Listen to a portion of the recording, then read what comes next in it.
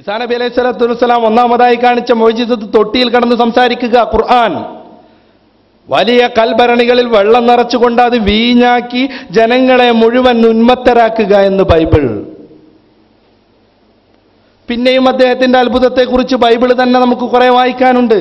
യോഹന്നാന്റെ സുവിശേഷത്തിന്റെ 5-ാം അധ്യായം 19-ാം വാക്യത്തിൽ യേശുക്രിസ്തു പറയുന്നു, പുത്രന് സ്വന്തമായി ഒന്നും ചെയ്യാൻ കഴിയില്ല. ഇതേ പുസ്തകത്തിന്റെ ഇതേ അധ്യായത്തിന്റെ 39-ാം വാക്യത്തിലും യേശുക്രിസ്തു ഇത് ആവർത്തിക്കുന്നു, പുത്രന് സ്വന്തമായി ഒന്നും കഴിയില്ല, എന്റെ പിതാവ് ചെയ്യുന്നത് പോലെ ഞാൻ ചെയ്യുന്നു, എന്റെ പിതാവ് കാണിച്ചു തന്നതും എന്റെ പിതാവ് തന്ന കഴിവ് കൊണ്ടും ഞാൻ ചെയ്യുന്നു. യോഹന്നാന്റെ സുവിശേഷം തന്നെ 6-ാം അധ്യായത്തിന്റെ 38-ാം വാക്യത്തിലും യോഹന്നാന്റെ സുവിശേഷത്തിന്റെ 5-ാം അധ്യായത്തിന്റെ 30-ാം വാക്യത്തിലുമൊക്കെ ഇതേ വിശദീകരണം നമുക്ക് കാണാം. മറ്റിതരങ്ങളായ ഭാഗങ്ങളിലും അദ്ദേഹം ഇത് തന്നെ പറയുന്നുണ്ട്. യോഹന്നാന്റെ ഇതേ പുസ്തകത്തിലെ 10-ാം അധ്യായത്തിൽ ഞാൻ എൻ്റെ പിതാവിൻ്റെ നാമത്താൽ ചെയ്യുന്ന അത്ഭുതങ്ങൾ നിങ്ങൾക്ക് സാക്ഷിയല്ലേ എന്നൊരു ചോദ്യം യേശുക്രിസ്തു നടത്തുന്നുണ്ട്. ഞാൻ എൻ്റെ പിതാവിൻ്റെ നാമത്താൽ ചെയ്യുന്ന കാര്യം നിങ്ങൾക്ക് അത് തെളിവാവേണ്ടതല്ലേ? ഇദ്ദേഹം ദൈവാണെന്നുള്ള രൂപത്തിലൊക്കെ പറഞ്ഞ് അദ്ദേഹത്തെ എതിർക്കാൻ വേണ്ടി ജൂതന്മാർ വന്നപ്പോൾ അദ്ദേഹം പറയാണ്, ഞാൻ നിങ്ങളോട് പറഞ്ഞിട്ടുണ്ട് എങ്കിലും നിങ്ങൾ വിശ്വസിക്കുന്നില്ല. എൻ്റെ പിതാവിൻ്റെ നാമത്തിൽ ഞാൻ ചെയ്യുന്ന പ്രവർത്തികൾ എനിക്ക് സാക്ഷ്യമാകുന്നു. പരിശുദ്ധ ഖുർആൻ ഫാദർ മൂടിവെച്ച ഭാഗവും അത് തന്നെയാണ്. ബിഇദ്നില്ല, അള്ളാഹുവിൻ്റെ സമ്മതപ്രകാരം, അള്ളാഹുവിൻ്റെ അനുമതി പ്രകാരം ഞാൻ ചെയ്യുന്ന അത്ഭുത പ്രവർത്തികൾ നിങ്ങൾക്ക് സാക്ഷ്യമാണ്. ഇദ്ദേഹം തന്നെ തുടർന്ന് പറയുന്നു, ഈ പുസ്തകത്തിന്റെ ഇതേ അധ്യായത്തിന്റെ 32-ാം വാക്യത്തിൽ പിതാവിന്റെ കൽപ്പനയാൽ ഞാൻ പല നല്ല പ്രവർത്തികളിൽ നിങ്ങളെ കാണിച്ചിരിക്കുന്നു, അവയിൽ ഏതു പ്രവർത്തി നിമിത്തം നിങ്ങൾ എന്നെ കല്ലെറിയുന്നു? അദ്ദേഹത്തെ കല്ലെറിഞ്ഞു കൊല്ലാൻ വന്ന ജൂതന്മാരോട് യേശുവിന്റെ ചോദ്യം, ഞാൻ സ്വന്തമായല്ലോ ഇതൊന്നും ചെയ്യുന്നത്, ഞാൻ എൻ്റെ പിതാവിന്റെ അനുമതി പ്രകാരം, എൻ്റെ പിതാവിന്റെ കൽപ്പന പ്രകാരം സ്വന്തമല്ലാതെ ചെയ്യുന്ന ഈ കാര്യങ്ങൾ വെച്ചുകൊണ്ട് നിങ്ങൾ എന്തിനാണ് എന്നെ കല്ലെറിയുന്നത്? എന്ത് കാരണത്താലാണ് നിങ്ങൾ എന്നെ കൊല്ലാൻ വരുന്നത്? ചില ഫാദർമാരൊക്കെ ഉണ്ട്, ഞാൻ നേരത്തെ പറഞ്ഞതുപോലെ പച്ചക്കള്ളം മാത്രം പറയാൻ ജീവിക്കുന്ന ആളുകൾ. ഉദാഹരണമായി ഫാദർ അബ്ദുൽ മസീഹ്, അദ്ദേഹത്തിന്റെ യേശുവിനെ കുറിച്ച് നിങ്ങൾക്ക് എന്തു തോന്നുന്നു എന്നൊരു പുസ്തകം കേരളത്തിൽ ക്രൈസ്തവർ വാരി വിതരണം ചെയ്യുന്നുണ്ട്. അതിന്റെ 12-ാം പേജിൽ അയാൾ പറയുന്ന ഒരു പച്ചക്കള്ളം ഈ വേദിയിൽ സാന്ദർഭികമാണെന്ന് ഞാൻ ഓർമ്മിക്കുന്നു. അദ്ദേഹം പറയുന്നു, മറ്റു പ്രവാചകന്മാർ ദൈവത്തിന്റെ നാമത്തിൽ നാമമാത്രമായ അത്ഭുതങ്ങൾ ചെയ്തിട്ടുണ്ട്, പക്ഷേ യേശുക്രിസ്തു സ്വന്തം നാമത്താൽ മറ്റാർക്കും ചെയ്യാൻ കഴിയാത്ത വലിയ അത്ഭുതങ്ങൾ ചെയ്തു. അദ്ദേഹം അതിനൊരു ഉദാഹരണം പറയുന്നു. മാർത്തയുടെ മരണപ്പെട്ടിട്ടു ചത്തിട്ടു നാറ്റം വെച്ച് തുടങ്ങിയ മരണശേഷം 4 ദിവസമായ ലാസർ എന്ന സഹോദരനെ യേശുക്രിസ്തു സ്വന്തം ശക്തിയാലും അധികാരത്തോടെയും വിളിച്ചു, ലാസറേ എഴുന്നേറ്റ് വരിക. ലാസർ എഴുന്നേറ്റ് വന്നു. അബ്ദുൽ മസീഹ് വിശദീകരിക്കുകയാണ്, അദ്ദേഹത്തിന്റെ യേശുവിനെ കുറിച്ച് നിങ്ങൾക്ക് എന്ത് തോന്നുന്നു എന്ന പുസ്തകത്തിൽ ആരെങ്കിലും ഇതൊന്ന് പരിശോധിച്ച് കളയരുത് എന്ന് കരുതി അദ്ദേഹം ബൈബിളിൽ ഈ ലാസറിന്റെ ഉയർത്തെഴുന്നേൽപ്പുമായി ബന്ധപ്പെട്ടത് ഏത് ഭാഗത്താണെന്ന് പരാമർശിക്കുന്നേയില്ല.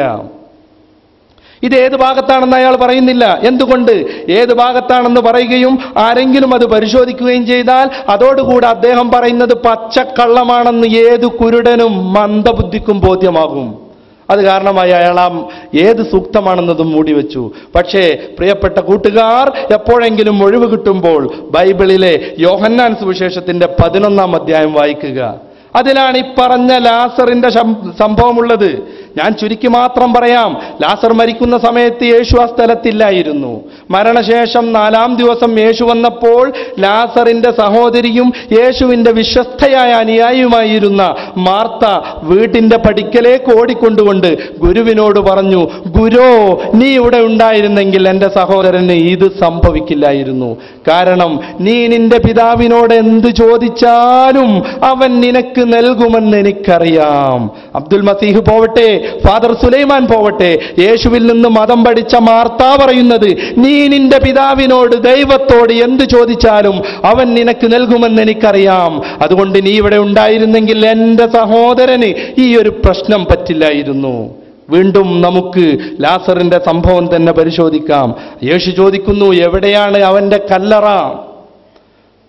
മാർത്ത പറഞ്ഞു, ഇനി എന്ത് കാര്യം, ചത്തിട്ടു മണം വെച്ച് തുടങ്ങിയല്ലോ. യേശു പറഞ്ഞു, നീ വിശ്വസിച്ചാൽ ദൈവത്തിന്റെ മഹത്വം കാണും. നീ വിശ്വസിച്ചാൽ ദൈവത്തിന്റെ മഹത്വം കാണും. അങ്ങനെ അവർ യേശുവിനെ ഈ കല്ലറ കാണിച്ചു കൊടുക്കുന്നു. ബൈബിൾ വിശദീകരിക്കുന്നുണ്ട് അതൊരു ഗുഹയായിരുന്നു. ആ ഗുഹയുടെ മുകളിൽ ഒരു കല്ലും വെച്ചിരുന്നു. ഈ ആളുകളൊക്കെ കൂടെ ചേർന്ന് ആ കല്ലുരുട്ടി മാറ്റി.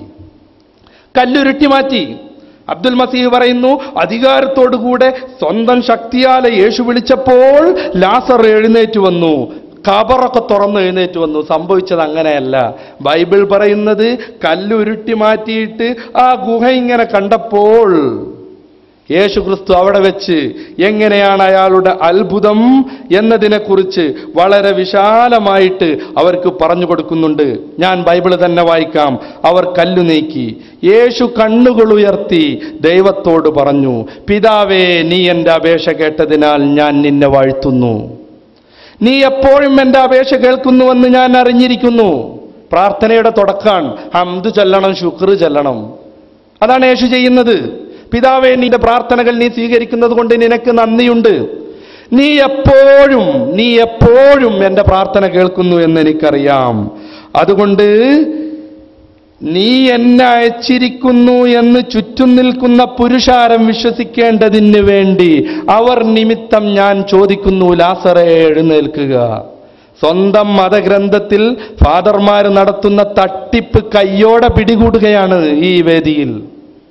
ആലോചിച്ചു നോക്കുക. അബ്ദുൽ മസീഹ് നമ്പർ എഴുതാൻ എന്തുകൊണ്ട് വിസ്മരിച്ചു എന്നത് നിങ്ങൾക്ക് ബോധ്യമാവുന്നുണ്ടാകും. യേശു ഖബർ തുറന്നിട്ട് മയ്യത്തിന്റെ മുമ്പിൽ നിന്നിട്ട് അള്ളാഹുവിനോട് പ്രാർത്ഥിക്കുകയാണ്, പിതാവേ, നീ എന്ത് ഞാൻ പറഞ്ഞാലും സ്വീകരിക്കുന്നുണ്ട്, അതുകൊണ്ട് നിനക്ക് നന്ദിയുണ്ട്. നീ അയച്ച പ്രവാചകനാണ് ഞാനെന്ന് ഈ നിൽക്കുന്ന പുരുഷാരം വിശ്വസിക്കേണ്ടതിന് വേണ്ടി അവർ നിമിത്തം ഞാൻ നിന്നോട് ചോദിക്കുന്നു, ലാസറേ, എഴുന്നേൽക്കുക. എത്ര വ്യക്തമാണ് കാര്യം. അള്ളാഹുവിന്റെ കഴിവ് കൊണ്ടാണ് പ്രവാചകന്മാർ അത്ഭുതങ്ങൾ കാണിക്കുന്നത്. ഇനി ഫാദർ സുലൈമാൻ തന്നെ യേശുക്രിസ്തു രോഗം മാറ്റുന്നു, മുഹമ്മദ് നബി മാറ്റുന്നില്ല എന്നൊക്കെ വലിയ വായിൽ കൊട്ടിഘോഷിക്കുന്നത് നമുക്കിതിന്റെ അവസാനം കേൾക്കാം. അപ്പോഴൊക്കെ നാം മനസ്സിലാക്കേണ്ടത് ഇതാണ്, യേശുക്രിസ്തു എന്ത് അത്ഭുതങ്ങൾ ചെയ്തിട്ടുണ്ടെങ്കിലും അത് അയാളുടെ കഴിവ് കൊണ്ടായിരുന്നില്ല. പുത്രന് സ്വന്തമായി ഒന്നും ചെയ്യാൻ കഴിയില്ല. എൻ്റെ പിതാവിൻ്റെ നാമത്തിൽ ഞാൻ അത്ഭുതങ്ങൾ കാണിക്കുന്നു, എൻ്റെ പിതാവ് കൽപ്പിച്ചത് മാത്രം ഞാൻ പ്രവർത്തിക്കുന്നു. ഇതെല്ലാ പ്രവാചകന്മാരുടെയും സ്വഭാവമാണ്. എന്ന് മാത്രമല്ല, ഫാദറിന്റെ മറ്റൊരു സീഡിയിൽ നമുക്ക് കാണാം, മഹാനായ മുഹമ്മദ് റസൂലുള്ളാഹി സ്വല്ലല്ലാഹു അലൈഹി വസല്ലമ തങ്ങളുടെ അടുത്തേക്ക് അത്ഭുതങ്ങൾ കാണിക്കാൻ വേണ്ടി ആവശ്യപ്പെട്ടുകൊണ്ട് കുറെ കാഫിറുകൾ ചെന്നപ്പോൾ സൂറത്തുൽ ഇസ്രാഇന്റെ 90 മുതലുള്ള വാക്യത്തിൽ അള്ളാഹു അത് വിശാലമായി പറയുന്നുണ്ട്. മുഹമ്മദ് റസൂലുള്ളാഹി സ്വല്ലല്ലാഹു അലൈഹി വസല്ലമ തങ്ങൾ അവരോട് പറഞ്ഞു, ഖുൽ സുബ്ഹാന റബ്ബി ഹൽ കുൻതു ഇല്ലാ ബശറൻ റസൂല, ഞാൻ അള്ളാഹു അയച്ച ഒരു പ്രവാചകനായ മനുഷ്യനാകുന്നു. അതുകൊണ്ട് നിങ്ങൾ ആവശ്യപ്പെടുന്ന എല്ലാ അത്ഭുതങ്ങളും അങ്ങനെ കാണിക്കുക എന്നത് എൻ്റെ സ്വഭാവമല്ല, ഒരു പ്രവാചകന്റെയും ശൈലിയല്ല. ഒരാൾക്കും അങ്ങനെ കാണിച്ചു കൊടുക്കൽ നിർബന്ധവുമില്ല. നമുക്കറിയാമല്ലോ, പൂർവാപര വൈരുദ്ധ്യം രണ്ടു പേർക്ക് വേണമെങ്കിൽ ഒന്ന് ചോദിക്കാൻ പറ്റും. ഒരാൾ പറയുകയാണ്, ഇപ്പോൾ എനിക്കൊരു ആപ്പിൾ വരണം. ഉടനെ തന്നെ മറ്റൊരാൾ പറയുകയാണ്, ഈ ആപ്പിൾ വരരുത്, ഇവിടെ പ്രവാചകൻ കുടുങ്ങിപ്പോവും. അയാൾ ഒരു അത്ഭുതം കാണിച്ചാൽ മറ്റേയാൾക്ക് തെളിവല്ലാതെ വരും. ഒരാൾ പറഞ്ഞത് കേട്ടാൽ മറ്റേയാൾക്ക് അത് ചെയ്തു കൊടുക്കാൻ കഴിയാത്ത അവസ്ഥ വരും. അതുകൊണ്ടാണ് ഒരു പ്രവാചകനും അനുയായികൾ ആവശ്യപ്പെടുന്ന അത്ഭുതങ്ങളൊക്കെ അങ്ങനെ ചെയ്തു കൊടുത്തോളണമെന്നില്ല.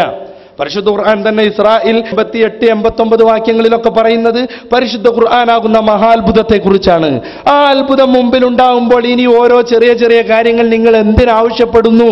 വിശ്വസിക്കാൻ മോഹിച്ചത് കൊണ്ടാണെങ്കിൽ, എന്തെങ്കിലും തെളിവ് വേണമെന്ന് ആഗ്രഹിച്ചുകൊണ്ടാണെങ്കിൽ, സാഹിത്യത്തിന്റെ എല്ലാവിധ ശ്രേണിയിലും അത്യുന്നതരായിരിക്കുന്ന നിങ്ങളോട് പരിശുദ്ധ ഖുർആനിന്റെ ഒരു വെല്ലുവിളിയുണ്ട്. 2-ാം അധ്യായം 23-ാം സൂക്തത്തിൽ റബ്ബ് അവതരിപ്പിച്ചു തന്നിട്ടുള്ള ഖുർആനിൽ നിങ്ങൾക്ക് ആർക്കെങ്കിലും സംശയമുണ്ടെങ്കിൽ അതിൽ നിന്ന് ഒരധ്യായത്തിന് സമാനമായത് നിങ്ങൾ കൊണ്ടുവരിക എന്ന വെല്ലുവിളി ഇതുവരെ സ്വീകരിക്കാൻ, കേവലം 3 സൂക്തങ്ങൾ നിർമ്മിക്കാൻ സാഹിത്യത്തിന്റെ മുടിചൂടാമന്നന്മാരായ നിങ്ങൾക്ക് കഴിഞ്ഞിട്ടില്ല. വിശ്വസിക്കണമെന്നുണ്ടെങ്കിൽ ആ അത്ഭുതം തന്നെ ധാരാളം മതി. പിന്നെയും എന്തിനാണ് അത്ഭുതങ്ങൾ ഇങ്ങനെ ചോദിച്ചു കൊണ്ടിരിക്കുന്നു? ഞാനൊരു മനുഷ്യൻ മാത്രമല്ല, മറിച്ച് പ്രവാചകനാണ്. പ്രവാചകന്മാരുടെ സ്വഭാവം എന്താണ്? യേശുക്രിസ്തു പറഞ്ഞല്ലോ, എൻ്റെ പിതാവ് കൽപ്പിക്കുന്നത് മാത്രം ഞാൻ പ്രവർത്തിക്കുന്നു. ഈ ഒരു കാര്യം ഫാദർ സുലൈമാൻ ദുർവ്യാഖ്യാനം ചെയ്യാണ്. ഈസാ നബി അലൈഹി സ്വലാത്തു വസ്സലാമിന്റെ അടുത്ത് പോയി അത്ഭുതങ്ങൾ കാണിക്കാൻ പറഞ്ഞാൽ അയാൾ കാണിച്ചു കൊടുക്കും. നേരെ മറിച്ച് മുഹമ്മദ് നബിയുടെ അടുത്ത് പോയി അത്ഭുതങ്ങൾ കാണിക്കാൻ പറയുമ്പോഴോ മുഹമ്മദ് നബി പറയുന്നു, ഞാനൊരു മനുഷ്യനല്ലേ. ഫാദർ സുലൈമാൻ മാത്രമല്ല, നമ്മുടെ കേരളത്തിൽ കാണുന്ന ഇസ്ലാമിനകത്ത് പ്രവർത്തിക്കുന്ന ബിദ്അത്തുകാരും ഇത് ചൂഷണം ചെയ്യുന്നു.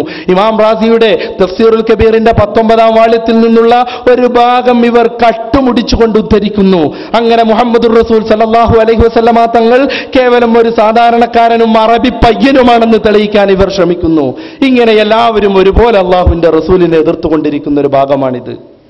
ഈ സുലൈമാന്റെ ക്ലിപ്പ് തന്നെ വ്യാപകമായപ്പോ ഷബാബിൽ മമ്മൂട്ടി മുസ്ലിയാർ എന്ന് പറയുന്ന വയനാട്ടുകാരൻ തന്നെ ഒരു ലേഖനം എഴുതി.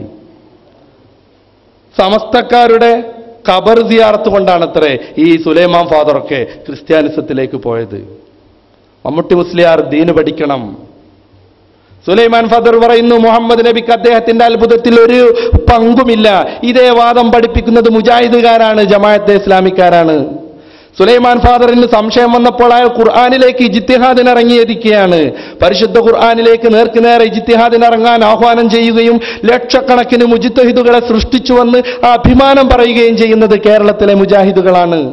അള്ളാഹുവിന്റെ റസൂൽ സല്ലല്ലാഹു അലൈഹി വസല്ലമ തങ്ങളെ പോലെയുള്ള മരിച്ചവരാവട്ടെ ജീവിച്ചവരാവട്ടെ അമ്പിയാക്കളും ഔലിയാക്കളും അള്ളാഹു നൽകുന്ന കഴിവുകൊണ്ട് നമ്മെ സഹായിക്കുമെന്നാണ് സുന്നികളുടെ സമസ്തക്കാരുടെ വിശ്വാസം.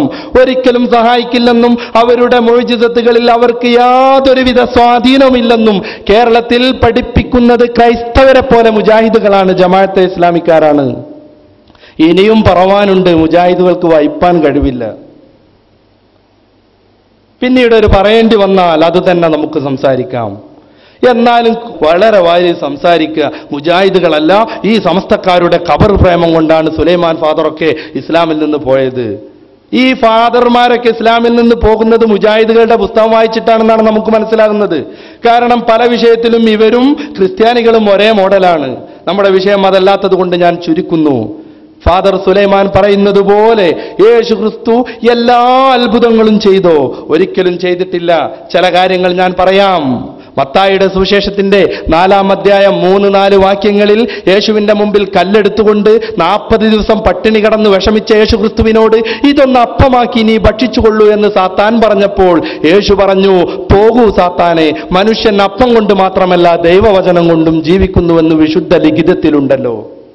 ഇതേ അധ്യായത്തിന്റെ 8-9 ഭാഗങ്ങളിൽ നീ ദൈവത്തിന്റെ പുത്രനാണെങ്കിൽ ഈ മലയിൽ നിന്ന് താഴേക്ക് ചാടുക, നിന്റെ കാൽ ഭൂമിയിൽ സ്പർശിക്കാതെ ദൈവം തന്റെ മലാഖമാരെ വിട്ട് താങ്ങിക്കൊള്ളുമെന്ന് പറയുമ്പോഴും യേശുക്രിസ്തു പറഞ്ഞു, സാത്താനെ പോകൂ.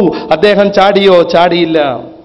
മത്തായി സുവിശേഷത്തിന്റെ തന്നെ 26-ാം അധ്യായത്തിന്റെ 48-ാം വാക്യത്തിൽ യേശുവിനെ കുരിശിൽ തറക്കാൻ വേണ്ടി കൊണ്ടുപോകുമ്പോൾ അദ്ദേഹത്തിന്റെ പുറത്തൊരാൾ അടിക്കുകയും നീ ദൈവപുത്രനല്ലേ, ആരാണ് നിന്നെ അടിച്ചതെന്നൊന്ന് പറയുക എന്ന് ആവശ്യപ്പെടുകയും ചെയ്തപ്പോൾ യേശുക്രിസ്തു പറഞ്ഞു കൊടുത്തോ? പറഞ്ഞു കൊടുത്തില്ല. യേശുക്രിസ്തു പറഞ്ഞു കൊടുത്തില്ല. കുറേയേറെ കാര്യങ്ങൾ വേറെയുമുണ്ട്. മാർക്കോസിന്റെ സുവിശേഷത്തിന്റെ 15-ാം അധ്യായത്തിന്റെ 29-30 വാക്യങ്ങളിൽ മന്ദിരം പൊളിച്ചുകൊണ്ട് ഒരു ദിവസം കൊണ്ട് പുനർനിർമ്മിക്കുന്ന നിനക്ക് ഇതിൽ നിന്ന് രക്ഷപ്പെട്ടു പോവാൻ കഴിയില്ലേ എന്ന് യേശുവിനെ വെല്ലുവിളിക്കുമ്പോൾ യേശു ക്രിസ്തു അത് സ്വീകരിക്കുന്നില്ല, മറിച്ച് അതിന് വിധേയനാവുകയാണ് ചെയ്യുന്നത്. അദ്ദേഹത്തോടൊപ്പം ക്രൂശിൽ തറക്കപ്പെട്ട 2 ആളുകളിൽപ്പെട്ട ഒരാള് അയാളോട് നീ മനുഷ്യപുത്രനല്ല, നീ ദൈവപുത്രനല്ലേ, എങ്കിൽ ഞങ്ങളെയും നിന്നെയും ഒന്ന് രക്ഷപ്പെടുത്തുക എന്ന് പറയുന്ന ഭാഗം ലൂക്കോസിന്റെ സുവിശേഷം 23-ാം അധ്യായത്തിന്റെ 30, 40, 39, 40, 41 വാക്യങ്ങളിൽ നമുക്ക് കാണാം. അവിടെയും യേശുക്രിസ്തു അവരെ രക്ഷപ്പെടുത്തിയോ? ക്രൈസ്തവർക്ക് ന്യായീകരിക്കാം, അദ്ദേഹം കുരിശിൽ താങ്ങി മരിക്കാൻ വേണ്ടി വന്നതുകൊണ്ടാണ് അത് ചെയ്യാതിരുന്നത് എന്ന്. അത് ശരിയായിരിക്കും ചിലപ്പോ. പക്ഷെ അദ്ദേഹത്തോടൊപ്പം ക്രൂശിക്കപ്പെട്ട അവരെങ്കിലും ഒന്ന് യേശുവിനെ രക്ഷപ്പെടുത്തി കൂടായിരുന്നോ? അദ്ദേഹം അത് ചെയ്തില്ല. എന്താണ് ഇതൊക്കെ തെളിയിക്കുന്നത്? അള്ളാഹുവിന്റെ റസൂൽ സല്ലല്ലാഹു അലൈഹി വസല്ലമ തങ്ങൾ മാത്രമല്ല ആവശ്യപ്പെട്ട മുഅ്ജിസത്തുകളൊക്കെ കാണിക്കാതിരുന്നത്, യേശു ക്രിസ്തുവും അങ്ങനെയായിരുന്നു. പലപ്പോഴും രണ്ടുപേരും അത് കാണിച്ചു. അള്ളാഹുവിന്റെ റസൂലിന്റെ മുമ്പിലേക്ക് കണ്ണുപൊട്ടി വന്ന ആളുകൾക്ക് നബി തങ്ങൾ കണ്ണ് വെച്ചു കൊടുത്തു. അള്ളാഹുവിന്റെ റസൂലിന്റെ മുമ്പിലേക്ക് കൈ തൂങ്ങി വന്ന ആളുകൾക്ക് ആ കൈ അള്ളാഹുവിന്റെ റസൂൽ വെച്ചു കൊടുത്തു. അങ്ങനെ എത്ര അത്ഭുതങ്ങൾ. അള്ളാഹുവിന്റെ റസൂലിനോട് ആടിന്റെ പുറക് സംസാരിച്ചു. കുറച്ചപ്പത്തെ അള്ളാഹിന്റെ റസൂൽ വലുതാക്കി. 5000-ഓളം ആളുകൾക്ക് ഭക്ഷിക്കാൻ മാത്രം കേവലം ധാന്യമാവ് കൊണ്ടുള്ള അപ്പം അള്ളാഹിന്റെ റസൂൽ വർദ്ധിപ്പിച്ചു. പാറ വന്നു, പർവ്വതങ്ങളും മരങ്ങളുമൊക്കെ അള്ളാഹിന്റെ റസൂലിന്റെ മുമ്പിലേക്ക് വന്നു. ഇതൊക്കെ കൂടെ വെച്ചിട്ട് നാം പഠിച്ചാൽ യേശുക്രിസ്തു ആവട്ടെ, മുഹമ്മദ് നബി ആവട്ടെ, മറ്റ് പ്രവാചകന്മാരാവട്ടെ അള്ളാഹുവിന്റെ കൽപ്പനകളാൽ അത്ഭുതങ്ങൾ ചെയ്യും, അല്ലെങ്കിൽ ചെയ്യില്ല എന്ന് നമുക്ക് മനസ്സിലാവും. മുഹമ്മദ് നബി മോശക്കാരനും യേശു ഉഷാറെന്ന് പറയാൻ ഇതൊരു കാരണമല്ല. ഫാദർ ശരിക്ക് ഖുർആൻ പഠിക്കണം, ശരിക്ക് ബൈബിളും പഠിക്കണം. ഇതാണ് നമുക്ക് പറയാനുള്ളത്. വേണ്ട വിധം ഖുർആൻ പഠിക്കണം, അതേ പ്രകാരം ബൈബിളും പഠിക്കണം. അതല്ലാതെ നമുക്ക് തോന്നിയതുപോലെ വിളിച്ച് ഇടക്കിടക്ക് പറയണ അയാള് ഒരു മതക്കാരുടെ വികാരം വ്രണപ്പെടുത്താൻ വേണ്ടിയല്ല ഞാനിതൊന്നും പറയുന്നത് എന്ന്. ഇസ്ലാമിനെ കുറിച്ച് എന്തെങ്കിലും വന്നറിയില്ല ഇയാൾക്ക്. അതിന്റെ പുറമെ ബൈബിളിനെ കുറിച്ചും ഒരു സംഗതിയും അറിയില്ല. ഇസ്ലാമിനെ കുറിച്ച് ഇയാൾ പറയുന്ന കുറച്ച് ഭാഗങ്ങളുണ്ട്. ഹജ്ജ് ചെയ്യുന്നത് മദീനയിൽ പോയിട്ടാണ് എന്നൊക്കെ ഒരു വലിയ ഫാദർ പറയാണ്, അല്ലെങ്കിൽ ദാരി എന്നൊക്കെ പറയുന്ന ഒരാൾ. ഖുർആൻ പറയാണ്, യേശു ദൈവത്തിന്റെ വചനമാണ്, ദൈവത്തിന്റെ ആത്മാവാണ്. 2 ദിവസമുള്ളപ്പോൾ സംസാരിച്ചു, ചെളി കൊണ്ട് പക്ഷിയെ സൃഷ്ടിച്ചു, രോഗികൾക്ക് സൗഖ്യം കൊടുത്തു, മരിച്ചവർക്ക് ജീവൻ കൊടുത്തു. അദ്ദേഹം സ്വർഗത്തിലേക്ക് പോയി, ഇപ്പോൾ ജീവിച്ചിരിപ്പുണ്ട്, വീണ്ടും വരും. എന്നാൽ മുഹമ്മദ് നബിയെ കുറിച്ച് ഇതൊന്നും ഖുർആനിൽ പറഞ്ഞിട്ടില്ല. ഇതൊന്നും ഒരു നിസ്സാര കാര്യം. നിങ്ങൾ വേറെ മതക്കാരെങ്കിലും ഉണ്ടെങ്കിൽ അവരുടെ വിശ്വാസത്തെ വ്രണപ്പെടുത്താൻ വേണ്ടി പറയാമെന്ന് വിചാരിക്കരുത്. ഞാൻ എൻ്റെ ഹൃദയം തുറക്കുകയാണ്, അത്രേ ഉള്ളൂ. മുഹമ്മദ് നബി മരിച്ചുപോയാളാണ്. മദീനയിലാണ് അദ്ദേഹത്തിന്റെ കല്ലറ. എല്ലാ വർഷവും ഹജ്ജിന് പോകുന്നത് കല്ലറയിലേക്കാണ്. പക്ഷെ ഖുർആൻ പറയുന്നു യേശു ജീവിച്ചിരിപ്പുണ്ടെന്ന്. അപ്പൊ ചോദ്യം ഇതാണ്, മരിച്ചുപോയ ആളെ ഞാൻ സ്നേഹിക്കണമോ അല്ല ജീവനുള്ള ആളെ സ്നേഹിക്കണമോ? ഇതാണ് എൻ്റെ ചോദ്യം. ആളെ സ്നേഹിക്കണമോ ജീവിച്ചിരിക്കുന്ന ആളെ സ്നേഹിക്കണമോ? അതിനു മുമ്പ് അദ്ദേഹം പറഞ്ഞ നിങ്ങൾ കേട്ടില്ലേ, ഹജ്ജ് ചെയ്യുന്നത് എവിടെയാണ്? റൗളയിൽ പോയിട്ടാണ് ഹജ്ജ് ചെയ്യുക. ആ റൗളക്ക് ചുറ്റും ഇങ്ങനെ നടക്കുന്നതിനാണ് തവാഫ് ചെയ്യുക എന്നൊക്കെ പറയാം. ഇയാളാണ് ദാരിമി ആവട്ടെ ഏതെങ്കിലും ഒരു കോളേജിൽ പോയിട്ട് എന്തെങ്കിലും ഒരു അക്ഷരം പഠിച്ചിട്ടുണ്ടെങ്കിൽ ഇങ്ങനെ പറയുമോ? അതിൻ്റെ ഒക്കെ പുറമെ അയാൾ വേറെന്തൊക്കെ പറഞ്ഞു? മുഹമ്മദ് സല്ലല്ലാഹു അലൈഹി വസല്ലമ തങ്ങളോ അല്ലെങ്കിൽ പരിശുദ്ധ അള്ളാഹുവോ രോഗത്തെ സുഖപ്പെടുത്തുമെന്ന് ഖുർആനിൽ ഒരു സ്ഥലത്തുമില്ല. പരിശുദ്ധ ഖുർആനിൽ 5-ാം അധ്യായത്തിന്റെ 55-ാം വാക്യത്തിൽ ഇന്നമാ വലിയക്കുമുള്ള എന്ന് പറയുന്ന ഭാഗങ്ങളിൽ റസൂലടക്കമുള്ള മഹാന്മാർ സഹായിക്കുമെന്ന് പരിശുദ്ധ ഖുർആൻ പറയുന്നുണ്ട്. അതിൽ നിന്ന് മുഹമ്മദ് റസൂലുള്ളാഹി സ്വല്ലല്ലാഹു അലൈഹി വസല്ലം തങ്ങൾ ഒഴിവല്ല. അള്ളാഹുവിനെ കുറിച്ചോ സൂറത്ത് ശുഅറാഇന്റെ 80-ാമത് സൂക്തത്തിൽ വൈദാ മരിൽതു വഹുവ യശ്ഫീൻ, എനിക്കെങ്ങാനും രോഗം വന്നാൽ അള്ളാഹു അത് സുഖപ്പെടുത്തുമെന്നും പറയുന്നത് നമുക്ക് കാണാൻ പറ്റും. എന്നിട്ട് ഈ ഫാദർ ഖുർആനിന്റെ മേലിൽ പച്ചക്കള്ളം പറയുന്നു, അള്ളാഹു രോഗം സുഖപ്പെടുത്തുമെന്ന് ഒരിക്കലും ഖുർആനിൽ പറയുന്നില്ല. ഇയാൾ ഏത് ഖുർആനാണ് പഠിച്ചത്? അതിന്റെ പുറമെ അയാളുടെ ഒരു വലിയ ചോദ്യം, ജീവിച്ചിരിക്കുന്ന ആളെ സ്നേഹിക്കണമോ മരിച്ചിരിക്കുന്ന ആളെ സ്നേഹിക്കണമോ? ഉഹദിന്റെ രണാങ്കളത്തിൽ മഹാന്മാരായ സഹാബാക്കളുടെ ആത്മവീര്യം തകർക്കാൻ വേണ്ടി ശത്രുക്കൾ ഒരു കുപ്രചാരണം അഴിച്ചുവിട്ടു. മുഹമ്മദ് മരണപ്പെട്ടിരിക്കുന്നു. അള്ളാഹുവിന്റെ റസൂൽ സല്ലല്ലാഹു അലൈഹി വസല്ലമ തങ്ങളെ വല്ലാതെ സ്നേഹിക്കുന്ന സമൂഹത്തിന് അത് കേട്ടപ്പോൾ വല്ലാത്ത വിഷമം വന്നു. ഇനി എന്തിനു വേണ്ടി യുദ്ധം ചെയ്യണം? ആർക്കു വേണ്ടിയായിരുന്നോ നാം ജീവിച്ചത്? ആർക്കു വേണ്ടിയായിരുന്നോ നമ്മുടെ ആത്മാവ് പണയപ്പെടുത്തിയത്? കുടുംബത്തെയും സമ്പത്തിനെയും വിട്ടേച്ചുകൊണ്ട് ആരെ പിന്തുടർന്നാണ് നാം ജീവിച്ചത്? ആ മഹാൻ മരണപ്പെട്ടിരിക്കുന്നു. ഇനി എന്തിനു വേണ്ടി നാം യുദ്ധം ചെയ്യണമെന്ന രൂപത്തിൽ പലരും ആയുധം താഴെ വെച്ചപ്പോൾ വമാ മുഹമ്മദുൻ ഇല്ലാ റസൂലുൻ ഖദ് ഖലത് മിൻ ഖബ്ലിഹിർ റസൂൽ അഫ ഇമ്മാത ഔ ഖുതില അൻഖലബ്തും അലാ അഖാബികും. മുഹമ്മദ് നബി സല്ലല്ലാഹു അലൈഹി വസല്ലം തങ്ങൾ അല്ലാഹുവിന്റെ ഒരു പ്രവാചകനാണ്. നബിയുടെ മുമ്പ് ധാരാളം പ്രവാചകന്മാർ വന്നു, അവർ മരിച്ചിട്ടുണ്ട്. മുഹമ്മദ് നബി ഒന്ന് മരിച്ചുവെന്ന് സങ്കല്പിക്കുക, അല്ലെങ്കിൽ യുദ്ധത്തിൽ വെച്ച് കൊല്ലപ്പെട്ടുവെന്ന് സങ്കല്പിക്കുക. നിങ്ങൾ പിന്തിരിഞ്ഞോടുകയാണോ എന്നൊരു ചോദ്യം പരിശുദ്ധ ഖുർആൻ ഉന്നയിക്കുന്നുണ്ട്. മഹാന്മാരായ സഹാബാക്കൾ ഈ സൂക്തം കേട്ടപ്പോൾ ഊർജ്ജസ്വലരായി. അള്ളാഹുവിന്റെ റസൂൽ മരണപ്പെട്ട് കിടക്കുന്നത് വിശ്വസിക്കാതിരുന്ന മഹാനായ ഉമറുൽ ഫാറൂഖ് തങ്ങളെപ്പോലെയുള്ള ആളുകളോട് അള്ളാഹുവിന്റെ റസൂലിന്റെ സന്തത സഹചാരിയായിരുന്ന സിദ്ദീഖുൽ അക്ബർ ഈ ആയത്ത് ഉദ്ധരിച്ചുകൊണ്ട് പ്രസംഗം നടത്തി. അവർക്കൊക്കെ അത് ഉൾക്കൊണ്ടു. മുസ്ലിങ്ങൾ ആരെയാണ് ആരാധിക്കുന്നത്? എന്നെന്നും ജീവിച്ചിരിക്കുന്ന യേശുവടക്കം മുഹമ്മദ് നബി അടക്കം ഈ ബ്രഹ്മാണ്ഡ കടാഹത്തെ മുഴുവൻ സൃഷ്ടിച്ച സർവശക്തനായ അള്ളാഹുവിനെയാണ് മുസ്ലിങ്ങൾ ആരാധിക്കുന്നത്. അവനാണ് ലോകത്തുള്ള ഓരോ ചലനവും നിയന്ത്രിക്കുന്നത്. രോഗം സുഖപ്പെടുത്തുന്നത് അവനാണ്. ഏത് ഫാദർ എന്തു പറഞ്ഞാലും പരിശുദ്ധ ഖുർആനും ഹദീസും ഇസ്ലാമും അനുസരിച്ച് ഒരു മുസ്ലിം വിശ്വസിക്കുന്നത് എല്ലാ കഴിവിന്റെയും സഹായത്തിന്റെയും അടിസ്ഥാനം അല്ലാഹു ആണെന്നാണ്. ആരും മുഹമ്മദ് നബിയെ ആരാധിക്കുന്നില്ല. അതാണ് സിദ്ദീഖുൽ അക്ബർ തങ്ങൾ അന്ന് ഉമറുൽ ഫാറൂഖ് തങ്ങളെ പോലെയുള്ളവരോട് ചോദിച്ചത്, നിങ്ങളൊക്കെ ആരാധിച്ചിരുന്നത് അള്ളാഹുവിനെയാണെങ്കിൽ ആ അള്ളാഹു എന്നെന്നും ജീവിക്കുന്നു. നിങ്ങൾ ആരാധിച്ചിരുന്നത് മുഹമ്മദ് നബിയെയാണെങ്കിൽ മുഹമ്മദ് നബി മരണപ്പെട്ടിട്ടുണ്ട്. മുസ്ലിങ്ങൾ ആരാധിക്കുന്നത് നിത്യനായ എന്നെന്നും ജീവിക്കുന്ന സർവശക്തനായ അള്ളാഹുവിനെയാണ്. അതിന്റെ പുറമെ ഫാദറിന്റെ ഒരു പുതിയ സിദ്ധാന്തമുണ്ട്. മരണപ്പെട്ടവരെ സ്നേഹിക്കണോ ജീവിച്ചിരിക്കുന്നവരെ സ്നേഹിക്കണോ? ഈ സുലൈമാൻ ഫാദറിന്റെ അമ്മ മരിച്ചു പോയാൽ അതോടുകൂടെ അയാൾക്ക് സ്നേഹം പോയോ? ഈ സുലൈമാൻ ഫാദറിന്റെ പിതാവ് മരണപ്പെട്ടു എന്ന് സങ്കല്പിക്കുക, അതോടുകൂടെ അദ്ദേഹത്തിന് സ്നേഹം പോയോ? ഒരുപക്ഷെ അവരൊക്കെ യഥാർത്ഥ ദീനിൽ നിലകൊള്ളുന്നത് കൊണ്ട് ഇയാൾക്ക് സ്നേഹം ഉണ്ടാവില്ല. എന്നാൽ ഈ ഫാദർ സുലൈമാനിന്റെ ഭാര്യ മരണപ്പെട്ടു, അതോടുകൂടെ അവരെ സ്നേഹിക്കാൻ പാടില്ല എന്നൊരു സിദ്ധാന്തം ഏത് ബൈബിളിൽ നിന്നാണ് ഈ ഫാദറിന് കിട്ടിയത്? അല്ലെങ്കിൽ ലോകത്തെ ഏത് നീതിശാസ്ത്ര പുസ്തകത്തിൽ നിന്നാണ് ഈ ഫാദർ കണ്ടെത്തിയത്? ഞാൻ നേരത്തെ പറഞ്ഞല്ലോ, ഓരോന്ന് പറയുക. അതിനപ്പുറം അയാളുടെ പ്രസംഗത്തിൽ കാര്യമായ ഒരു വിവരമൊന്നും നമുക്ക് കിട്ടുന്നില്ല. പിന്നെ അയാൾ തെറ്റിദ്ധരിപ്പിച്ചു കൊണ്ടിരിക്കുന്നത് യോഹന്നാന്റെ സുവിശേഷത്തിന്റെ 1-ാമത്തെ വാക്യമാണ്. ആദിയിൽ വചനമുണ്ടായിരുന്നു, വചനം ദൈവത്തോടൊപ്പമായിരുന്നു, വചനം ജഡരൂപം പ്രാപിച്ച് നമുക്കിടയിൽ പാർത്തു. കാര്യം ഖുർആൻ പറയാണ് യേശു വചനമാണ്. വചനം എന്ന് പറഞ്ഞാൽ എന്താ? ബൈബിളും ഇത് തന്നെ പറഞ്ഞിട്ടുള്ളൂ, ആദിയിൽ വചനം ഉണ്ടായിരുന്നു, ആ വചനം മനുഷ്യനായെന്ന 14-ാമത്തെ വാക്യം യോഹന്നാൻ 1. യോഹന്നാൻ 1, ആദിയിൽ വചനമുണ്ടായിരുന്നു, വചനം ദൈവത്തോടൊപ്പമായിരുന്നു. അപ്പൊ ഖുർആനും ബൈബിളും ഒരുപോലെ അംഗീകരിക്കുന്നുണ്ട് ഈസാ നബി വചനമായിരുന്നു. ഞാൻ നേരത്തെ പറഞ്ഞിട്ടുണ്ട് ഈ വചനമായിരുന്നു എന്ന് പറഞ്ഞതിന്റെ അർത്ഥം എന്താണ്. പ്രത്യേകമായി സാധാരണഗതിയിലുള്ള പിതാവിൻ്റെയും മാതാവിൻ്റെയും സംസർഗം വഴി സിക്താണ്ഡൻ രൂപപ്പെട്ടിട്ടുള്ള ഒരു സാധാരണ ഒരു പ്രസവമല്ല ഈസാ നബി അലൈഹി സ്വലാത്തു വസ്സലാമിനുണ്ടായത്. മറിച്ച് അള്ളാഹുവിന്റെ പ്രത്യേകമാകുന്ന കുൻ എന്നുള്ള കൽപ്പന മുഖേനയാണ് ഈസാ നബി അലൈഹി സ്വലാത്തു വസ്സലാം ഗർഭം ആയതും പ്രസവിക്കപ്പെട്ടതും. ഇതിനെക്കുറിച്ചാണ് ഖുർആൻ വചനം എന്ന് പറയുന്നത്. ആദിയിൽ വചനമുണ്ടായിരുന്നു, ദൈവത്തിന്റെ വചനം യേശുവിന്റെ സമയത്ത് ജഡരൂപം പ്രാപിച്ചുകൊണ്ട് പോന്നു. അതിന്റെ ശേഷം ഫുള്ള് ദൈവം ഊമയായി എന്ന് ഖുർആനോ ബൈബിളോ പഠിപ്പിക്കുന്നില്ല. വചനം എല്ലാം കൂടെ കട്ട പിടിച്ച് അങ്ങനെയാണ്. വചനം ജഡരൂപം പ്രാപിച്ച് നമുക്കിടയിൽ പാർത്തു. ദൈവമാകുന്ന യഹോവയുടെ വചനം ജഡരൂപം പ്രാപിച്ച് അയാളുടെ ആ വചന സിദ്ധിയൊക്കെ അങ്ങോട്ട് നശിച്ച് പിന്നീട് അത് യേശുവായി മാറി എന്നുണ്ടെങ്കിൽ യേശുവിനോട് പിന്നീട് സംസാരിച്ചിരുന്ന ദൈവം എങ്ങനെയാണ് സംസാരിച്ചത് എന്നൊരു ചോദ്യം വരും.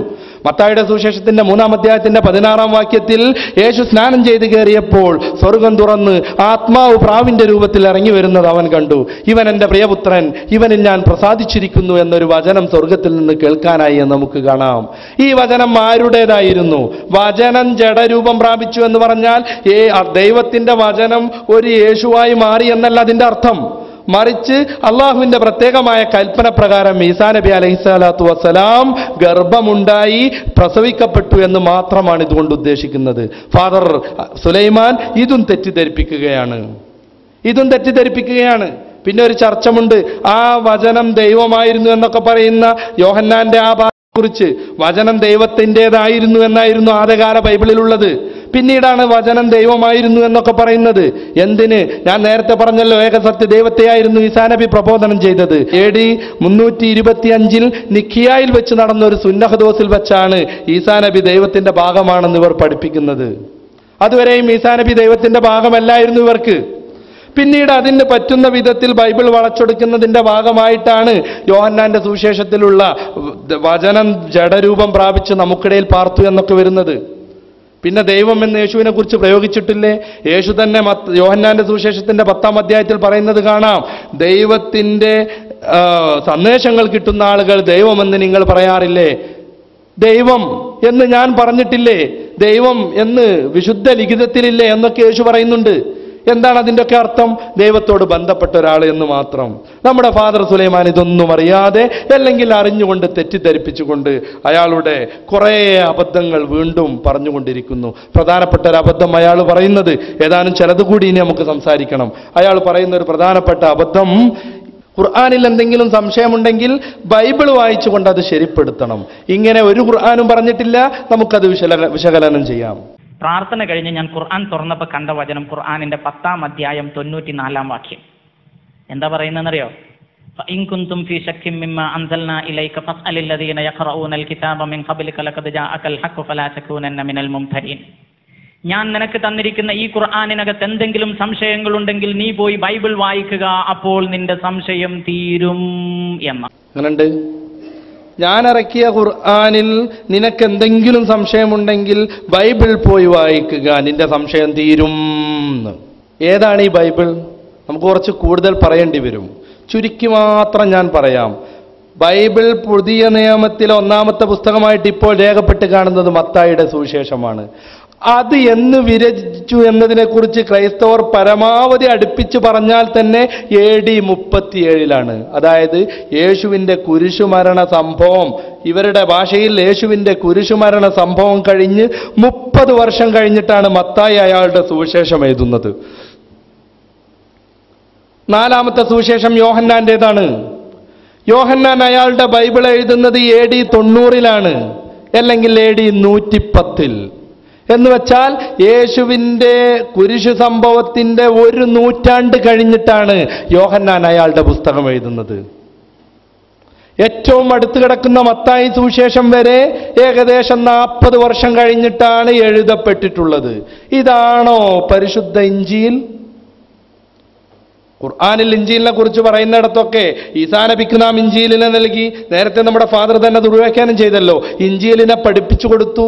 ഈസാ നബിയുടെ കാലഘട്ടത്തിൽ ഉണ്ടായിരുന്ന, അദ്ദേഹം പ്രബോധനം ചെയ്തിരുന്ന ബൈബിളിൽ തന്നെ യേശുക്രിസ്തു സുവിശേഷം പ്രസംഗിച്ചു നടന്നു എന്ന് പരാമർശിക്കുന്ന ആ സാധനമാണ് ഇഞ്ചീൽ. ഈ സാധനമാണ് ഇഞ്ചീൽ. ഈസാ നബിയുടെ കാലഘട്ടത്തിൽ ഉണ്ടായിരുന്ന, ഈസാ നബി ജനങ്ങൾക്ക് പഠിപ്പിച്ചു കൊടുത്തിരുന്ന ആ സാധനം. നേരെ മറിച്ച് ബൈബിളിലെ മത്തായി സുവിശേഷമോ, ഏറ്റവും പ്രാചീനമായ മത്തായി സുവിശേഷം വരെ AD 37 രചിക്കപ്പെടുന്നത്. പിന്നെ ഈ ബൈബിൾ വായിക്കണമെന്നാണോ ഖുർആൻ പറയുന്നത്? ഒരിക്കലുമല്ല. മറ്റു പലതും നമ്മൾ പറയേണ്ടി വരും. ബൈബിളിൽ 14 അധ്യായം 27 പുസ്തകത്തിലെ 14 എഴുതിയത് യേശുവിനെയും അദ്ദേഹത്തിൻ്റെ മതത്തെയും അദ്ദേഹത്തിൻ്റെ വേദത്തെയും കുഴപ്പിക്കാൻ വേണ്ടി, കലക്കാൻ വേണ്ടി വന്ന വിശുദ്ധ പൗലോസാണ്. അയാളുടെ ശ്ലീഹാധികാരം സമർത്ഥിക്കാൻ വേണ്ടി പലർക്കും എഴുതിയ കത്തുകൾ 14 സ്ഥാനം പിടിച്ചിരിക്കുന്നു. D. ബാബു പോൾ തന്നെ പറയുന്നത് കാണാം. വിശുദ്ധ വേദത്തിൽ 27 പുസ്തകമാണ് പുതിയ നിയമമുള്ളത്. അതെല്ലാ സഭയും ഒത്തുവന്നിട്ടുണ്ട്. നേരെ മറിച്ച് പഴയ നിയമം 66 40 39 തർക്കമുണ്ട്. പലതും ഒഴിവാക്കിയിട്ടുണ്ട്. എന്തിനത് ഒഴിവാക്കി എന്നതിനെക്കുറിച്ച് കൃത്യമായ ന്യായീകരണമില്ല. നമുക്ക് പറയാൻ പറ്റും അവരെന്തിനൊഴിവാക്കി. അവർ ഈ പറയുന്ന ദൈവമായ യേശുവിനെ സമർത്ഥിക്കാത്തതെല്ലാം അവർ ഒഴിവാക്കി. ഇങ്ങനെയുണ്ടായിട്ടുള്ള പിന്നെയും പല തിരുത്തലും നടന്നിട്ടുള്ള വൈരുദ്ധ്യം തന്നെ പറയുന്ന മത്തായി സുവിശേഷത്തിൽ യേശുവിനെ ഒറ്റിക്കൊടുത്ത യൂദാസ് മരണപ്പെടുന്നത് കെട്ടിത്തൂങ്ങിക്കൊണ്ട് ആത്മഹത്യ ചെയ്യുകയാണ്. എന്നാൽ 5-ാം പുസ്തകമാകുന്ന അപ്പോസ്തല പ്രവർത്തികളുടെ 1-ാം അധ്യായത്തിന്റെ 18-ാം വാക്യത്തിൽ അയാൾ യേശുവിനെ ഒറ്റിക്കൊടുത്തത് കൊണ്ട് കിട്ടിയതായ പൈസ കൊണ്ട് ഒരു സ്ഥലം വാങ്ങുകയും ആ സ്ഥലത്ത് വീണ് കുടല് പുറത്തു ചാടി മരണപ്പെട്ടുവെന്നാണ്. ലൂക്കോസിന്റെ സുവിശേഷത്തിൽ അദ്ദേഹത്തോടൊപ്പം ക്രൂശിക്കപ്പെട്ട ആളുകളിൽപ്പെട്ട ഒരാൾ ഇയാളോട് പരിഹസിച്ചു എന്നാണ്. എന്നാൽ മറ്റ് 2 സുവിശേഷങ്ങളിലുള്ളത് 2 പേരും ഒരുപോലെ പരിഹസിച്ചു എന്നാണ്. ഇങ്ങനെയുള്ള സഭ്യതയ്ക്ക് നിരക്കാത്ത ഉത്തമഗീതം എസ്ഖിയേലിന്റെ 32-ാം അധ്യായവും ഒക്കെയുള്ള ഈ ബൈബിളിനെ കുറിച്ചാണോ അത് വായിച്ചു നോക്കൂ എന്ന് പറഞ്ഞത്? ഒരിക്കലുമല്ല. അള്ളാഹുവിന്റെ റസൂൽ സല്ലല്ലാഹു അലൈഹി വസല്ലമ തങ്ങളോട് സംശയമുണ്ടായതുകൊണ്ട് കൽപ്പിക്കുകയുമല്ല അത്. മറിച്ച് ഈ വേദത്തിൽ ആർക്കെങ്കിലും സംശയമുണ്ടെങ്കിൽ യഥാർത്ഥ രൂപത്തിൽ തൗറാത്ത് പഠിച്ചിട്ടുള്ള, ഇഞ്ചീൽ പഠിച്ചിട്ടുള്ള വറഖത്ത് ബിൻ നൗഫലിനെ പോലെയുള്ള ആളുകളോട് ചോദിച്ചു നോക്കുക. അദ്ദേഹം പറഞ്ഞല്ലോ, അള്ളാഹുവിന്റെ റസൂൽ സല്ലല്ലാഹു അലൈഹി വസല്ലമ തങ്ങൾ കടന്നു വരുന്ന സന്ദർഭത്തിൽ ഒരു ശക്തനായ യുവാവായി ഞാൻ ഉണ്ടായിട്ടുണ്ടെങ്കിൽ അദ്ദേഹത്തെ ആദ്യമായി വിശ്വസിക്കുക ഞാനായിരിക്കും. അങ്ങനെ വേദത്തിൽ അള്ളാഹിന്റെ റസൂലിനെ കുറിച്ച് പറയുന്ന കാര്യങ്ങൾ കേട്ട് പല പുരോഹിതന്മാരും ഇസ്ലാമിലേക്ക് വന്നു. പല പുരോഹിതന്മാരുടെയും വാക്ക് കേട്ടും പല ആളുകളും ഇസ്ലാമിലേക്ക് വന്നു. മഹാനായ ത്വൽഹ റളിയല്ലാഹു അൻഹുവിനെ പോലെയുള്ള ആളുകളൊക്കെ ബഹീറയെ പോലുള്ള പുരോഹിതന്മാരുടെ വാക്ക് കേട്ടാണ് ഇസ്ലാമിലേക്ക് വന്നത്. അങ്ങനെ വേദത്തെക്കുറിച്ച് പഠിച്ചിട്ടുള്ള ആളുകളോട് എന്താണ് പ്രവാചകത്വം, എന്താണ് ദൈവസങ്കല്പം, അതൊക്കെ മുഹമ്മദ് നബി പറയുന്നത് തന്നെയല്ലേ എന്ന് ഏതെങ്കിലും ജൂതനോ ക്രൈസ്തവനോ സംശയമുണ്ടെങ്കിൽ പോയി ചോദിക്കണമെന്ന് പറഞ്ഞതിനെയാണ് ഈ അബദ്ധ സുവിശേഷത്തിന്റെ മേലിലേക്ക് നമ്മുടെ ഫാദർ സുലൈമാൻ ചേർത്തി പറയുന്നത്. ഇതൊക്കെ ഏതൊരു ദൈവമാണ് ഫാദറിനെ കൊണ്ട് പറയിപ്പിക്കുന്നതെന്ന് ചോദിച്ചാൽ നമുക്ക് പറയാൻ പറ്റും, ദൈവത്തെ പരീക്ഷിക്കുന്ന സാത്താനായിരിക്കും. യാക്കോബുമായിട്ട് ദൈവം തമ്പുരാൻ ഗുസ്തി പിടിക്കുന്നത് ബൈബിളിലുണ്ട്. ദൈവം തമ്പുരാൻ ഗുസ്തി പിടിക്കാൻ യബ്ബോക്ക് കടവ് കടന്നുകൊണ്ട് യാക്കോബ് കുടുംബസമേതം ഇങ്ങനെ വരുന്നത് ദൈവം കേട്ടു. ആരാണത് എന്ന് ദൈവം ചോദിച്ചപ്പോൾ ഞാനാണ് എന്ന് യാക്കോബ് ഉത്തരം കൊടുത്തു. തല്ല് തുടങ്ങാണ്. അങ്ങനെ ദൈവം യാക്കോബുമായി മൽപ്പിടുത്തം നടത്തി. ദൈവത്തിന് യാക്കോബിനെ തോൽപ്പിക്കാൻ കഴിഞ്ഞില്ല. ഉഷസ്സുയരുവോളം, സൂര്യൻ ഉദിച്ചു പൊങ്ങുവോളം ആ തല്ല് തുടർന്നു. അവസാനം ദൈവത്തോട് തല്ലുകൂടി വിജയിച്ച കാരണത്താൽ ഇനി മുതൽ നിന്റെ പേര് ഇസ്രായേൽ എന്നായിരിക്കട്ടെ എന്ന് പറയുന്നത് ബൈബിളിലുണ്ട്. ഇതാണ് അവരുടെ ദൈവം. രോഗം മാറ്റും, എല്ലാം ശരിയാക്കും, ദൈവത്തിൽ വിശ്വസിച്ചത് കൊണ്ട് എനിക്കൊരു അഡ്രസ്സായി എന്നൊക്കെ നമ്മളെ സുലൈമാൻ ഫാദർ കരഞ്ഞു പറയുന്ന ദൈവത്തിന്റെ കഥയാണിത്. കുറച്ച് തൻ്റെ ഇടവും കുറച്ച് ആരോഗ്യമൊക്കെ ഉള്ള ഒരാള് മൈക്ക് ടൈസൺ, ഇവാൻഡൽ ഹോളിഫീൽഡൊക്കെ ഒന്നിങ്ങനെ മാഷറയ്ക്ക് ചെന്ന് കഴിഞ്ഞാൽ അയാളോട് നരകത്തിലേക്ക് പോകാൻ വേണ്ടി വിശുദ്ധ പത്രോസ് പറയുമ്പോൾ എങ്ങോട്ട് പോവേണ്ടി നിന്ന് ഒരു ചോദ്യം കണ്ണുരുട്ടി ഹോളിഫീൽഡ് ചോദിച്ചാൽ ഒറ്റ ഇടിക്ക് 2 സെക്കൻഡ് കൊണ്ട് എതിരാളിയെ കളത്തിൽ വീഴ്ത്തുന്ന മൈക്ക് ടൈസൺ ചോദിച്ചാൽ എന്ത് ചെയ്യും ഈ ദൈവം? എന്ത് ചെയ്യും ഈ ദൈവം? ആലോചിച്ച് നോക്കുക. ഞാനും ഫാദറിനെ ഉദ്ധരിക്കാൻ, ഏതെങ്കിലും വ്യത്യസ്ത മതക്കാരുണ്ടെങ്കിൽ അവരുടെ വികാരം വ്രണപ്പെടുത്താനല്ല പറയുന്നത്. ഞാൻ എൻ്റെ മനസ്സ് തുറക്കുകയാണ്, ഒപ്പം ബൈബിളും തുറക്കുകയാണ്. മനസ്സ് തുറക്കുകയാണ്, ബൈബിളും തുറക്കുകയാണ്. ഒരു ശക്തനായ ആൾ പോയിട്ട് ഞാൻ എങ്ങോട്ട് പോകണമെന്ന് കണ്ണുരുട്ടി ചോദിച്ചാൽ ഈ ദൈവം എന്ത് ചെയ്യും? നിനക്ക് ഇഷ്ടമുള്ളിടത്ത് പോയിക്കോ, നിന്റെ ചോയ്സാണ് അതെന്ന് പറയേണ്ടി വരും. ഈ ദൈവത്തെ വിശ്വസിക്കണമോ, സർവശക്തനായ ദൈവത്തെ വിശ്വസിക്കണമോ? അതാണ് എൻ്റെ ചോദ്യം. നേരത്തെ ഫാദർ ചോദിക്കുന്നുണ്ടല്ലോ, ജീവിച്ചിരിക്കുന്ന യേശുവിനെ വിശ്വസിക്കണമോ, മരിച്ചുപോയ മുഹമ്മദിനെ വിശ്വസിക്കണോ? അതാണ് അയാളുടെ ചോദ്യം. യാക്കോബിനോട് തല്ലുകൂടി പരാജയപ്പെടുന്ന ശക്തിരഹിതനായ ദൈവത്തെ വിശ്വസിക്കണമോ, അതോ സർവശക്തനായ എല്ലാം സൃഷ്ടിച്ചു പരിപാലിക്കുന്ന റബ്ബുൽ ആലമീനായ തമ്പുരാനെ വിശ്വസിക്കണമോ?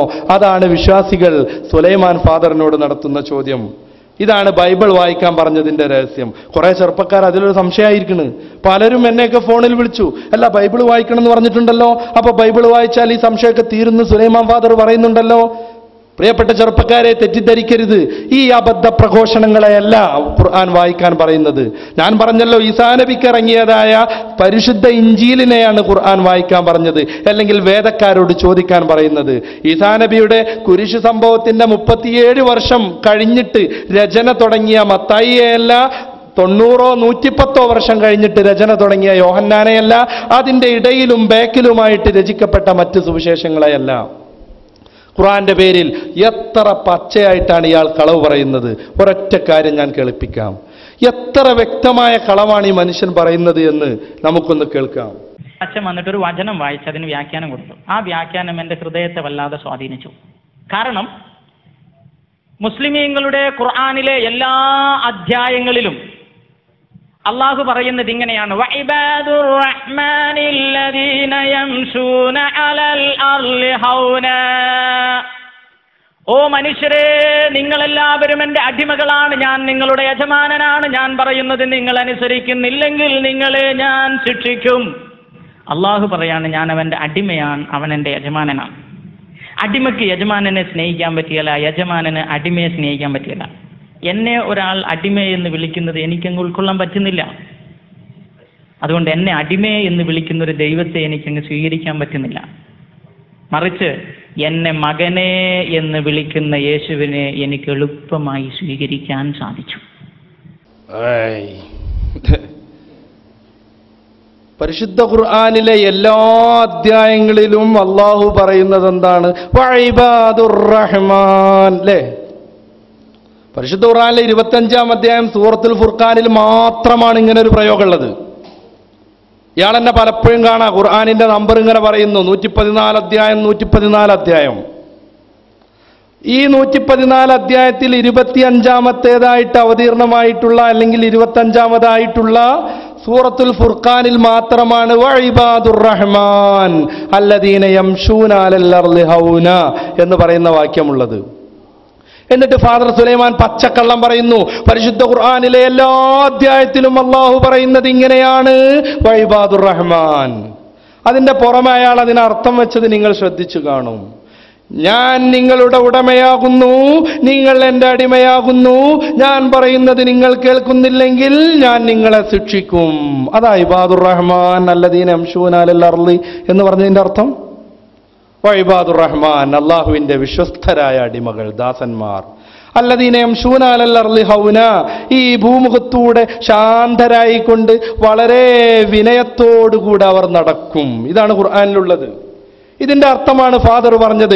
ഞാൻ നിങ്ങളുടെ ഉടമയാണ്, നിങ്ങൾ എൻ്റെ അടിമയാണ്, ഞാൻ പറയുന്നത് നിങ്ങൾ കേൾക്കുന്നില്ലെങ്കിൽ നിങ്ങളെ ഞാൻ ശിക്ഷിക്കും. അതിന്റെ പുറമെ ഇത് ഖുർആനിലെ എല്ലാ വാക്യത്തിലും ഉണ്ട് എന്നാ പറയുക, എല്ലാ അധ്യായത്തിലും ഉണ്ട്. മറ്റൊരു കാര്യം കൂടി ഫാദർ പറഞ്ഞു, ഒരടിമക്ക് ഉടമയെ സ്നേഹിക്കാൻ പറ്റില്ല. അത് ഇവർ പഠിപ്പിക്കുന്ന അടിമയും ഉടമയുമാണ്. സത്യം പറഞ്ഞാൽ അടിമയെ പീഡിപ്പിക്കുന്നുണ്ടെങ്കിൽ അത് സ്നേഹിക്കാൻ പറ്റില്ല. പക്ഷെ പരിശുദ്ധ ഖുർആൻ പറയുന്ന അടിമ അങ്ങനെയാണോ?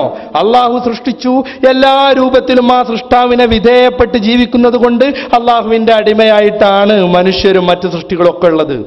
അള്ളാഹിന്റെ കൽപ്പനയ്ക്ക് വിരുദ്ധരായിട്ട് ഒന്നും പ്രവർത്തിക്കാൻ ഒരു മനുഷ്യനും കഴിയില്ല. ഇതല്ലാതെ സാധാരണ ഈ ക്രൈസ്തവ യൂറോപ്പൊക്കെ പലപ്പോഴും ആഫ്രിക്കൻ നാടുകളിൽ നിന്നൊക്കെ പാവപ്പെട്ട മനുഷ്യന്മാരെ കൊണ്ടുപോയി മൃഗീയമായി പീഡിപ്പിച്ച് അടിമകളാക്കി വെച്ചിരുന്നു. നമ്മുടെ കേരളത്തിലും ഇന്ത്യയിലുമൊക്കെ ബ്രിട്ടീഷുകാർ അത് ചെയ്തിരുന്നു, പാതിരിമാർ അത് ചെയ്തിരുന്നു. ആ അടിമയുടെ പ്രയോഗമാണ് ഖുർആനിൽ നടത്തുന്ന ഇബാദുർ റഹ്മാൻ? ഒരിക്കലുമല്ല. പക്ഷേ ഫാദർ അങ്ങനെ തന്നെ തെറ്റിദ്ധരിപ്പിക്കുന്നു. അതിന്റെ പുറമെ ഫാദർ ഒരു ഭയങ്കര വർത്താനം പറഞ്ഞു. എന്നെ അടിമയെ എന്ന് വിളിക്കുന്ന ഒരാളെ എനിക്ക് സ്നേഹിക്കാൻ പറ്റില്ല, എന്നെ അടിമയെ എന്ന് വിളിക്കുന്ന ഒരാളെ എനിക്ക് സ്നേഹിക്കാൻ പറ്റില്ല. ഫാദർ സുലൈമാൻ വളരെ വിനയത്തോടുകൂടെ ചോദിക്കട്ടെ, ഈ ഒരു സിദ്ധാന്തവുമായി നിങ്ങൾ മുന്നോട്ട് പോയാൽ നിങ്ങൾക്ക് എങ്ങനെ യേശു ക്രിസ്തുവിനെ സ്നേഹിക്കാൻ പറ്റും? നിങ്ങൾക്ക് എങ്ങനെ യഹോവയാം ദൈവത്തെ സ്നേഹിക്കാൻ പറ്റും? നിങ്ങൾ ബൈബിൾ പഠിച്ചിട്ടില്ല. ഖുർആൻ തെറ്റിദ്ധരിപ്പിക്കാനുള്ള വ്യഗ്രതയ്ക്കിടയിൽ ബൈബിൾ ഒരു പ്രാവശ്യം വായിച്ചു നോക്കാനുള്ള സന്ദർഭം, സമയം നിങ്ങൾ കണ്ടെത്തിയിട്ടില്ല. ബൈബിളിലെ ഏറ്റവും അവസാനത്തെ അധ്യായം യോഹന്നാനുണ്ടായ വെളിപാട്, യേശുക്രിസ്തുവിന്റെ വെളിപാട്, വേഗത്തിൽ സംഭവിക്കാനുള്ളത് തന്റെ ദാസന്മാരെ കാണിക്കേണ്ടതിന് ദൈവം അത് അവന് പറഞ്ഞു കൊടുത്തു.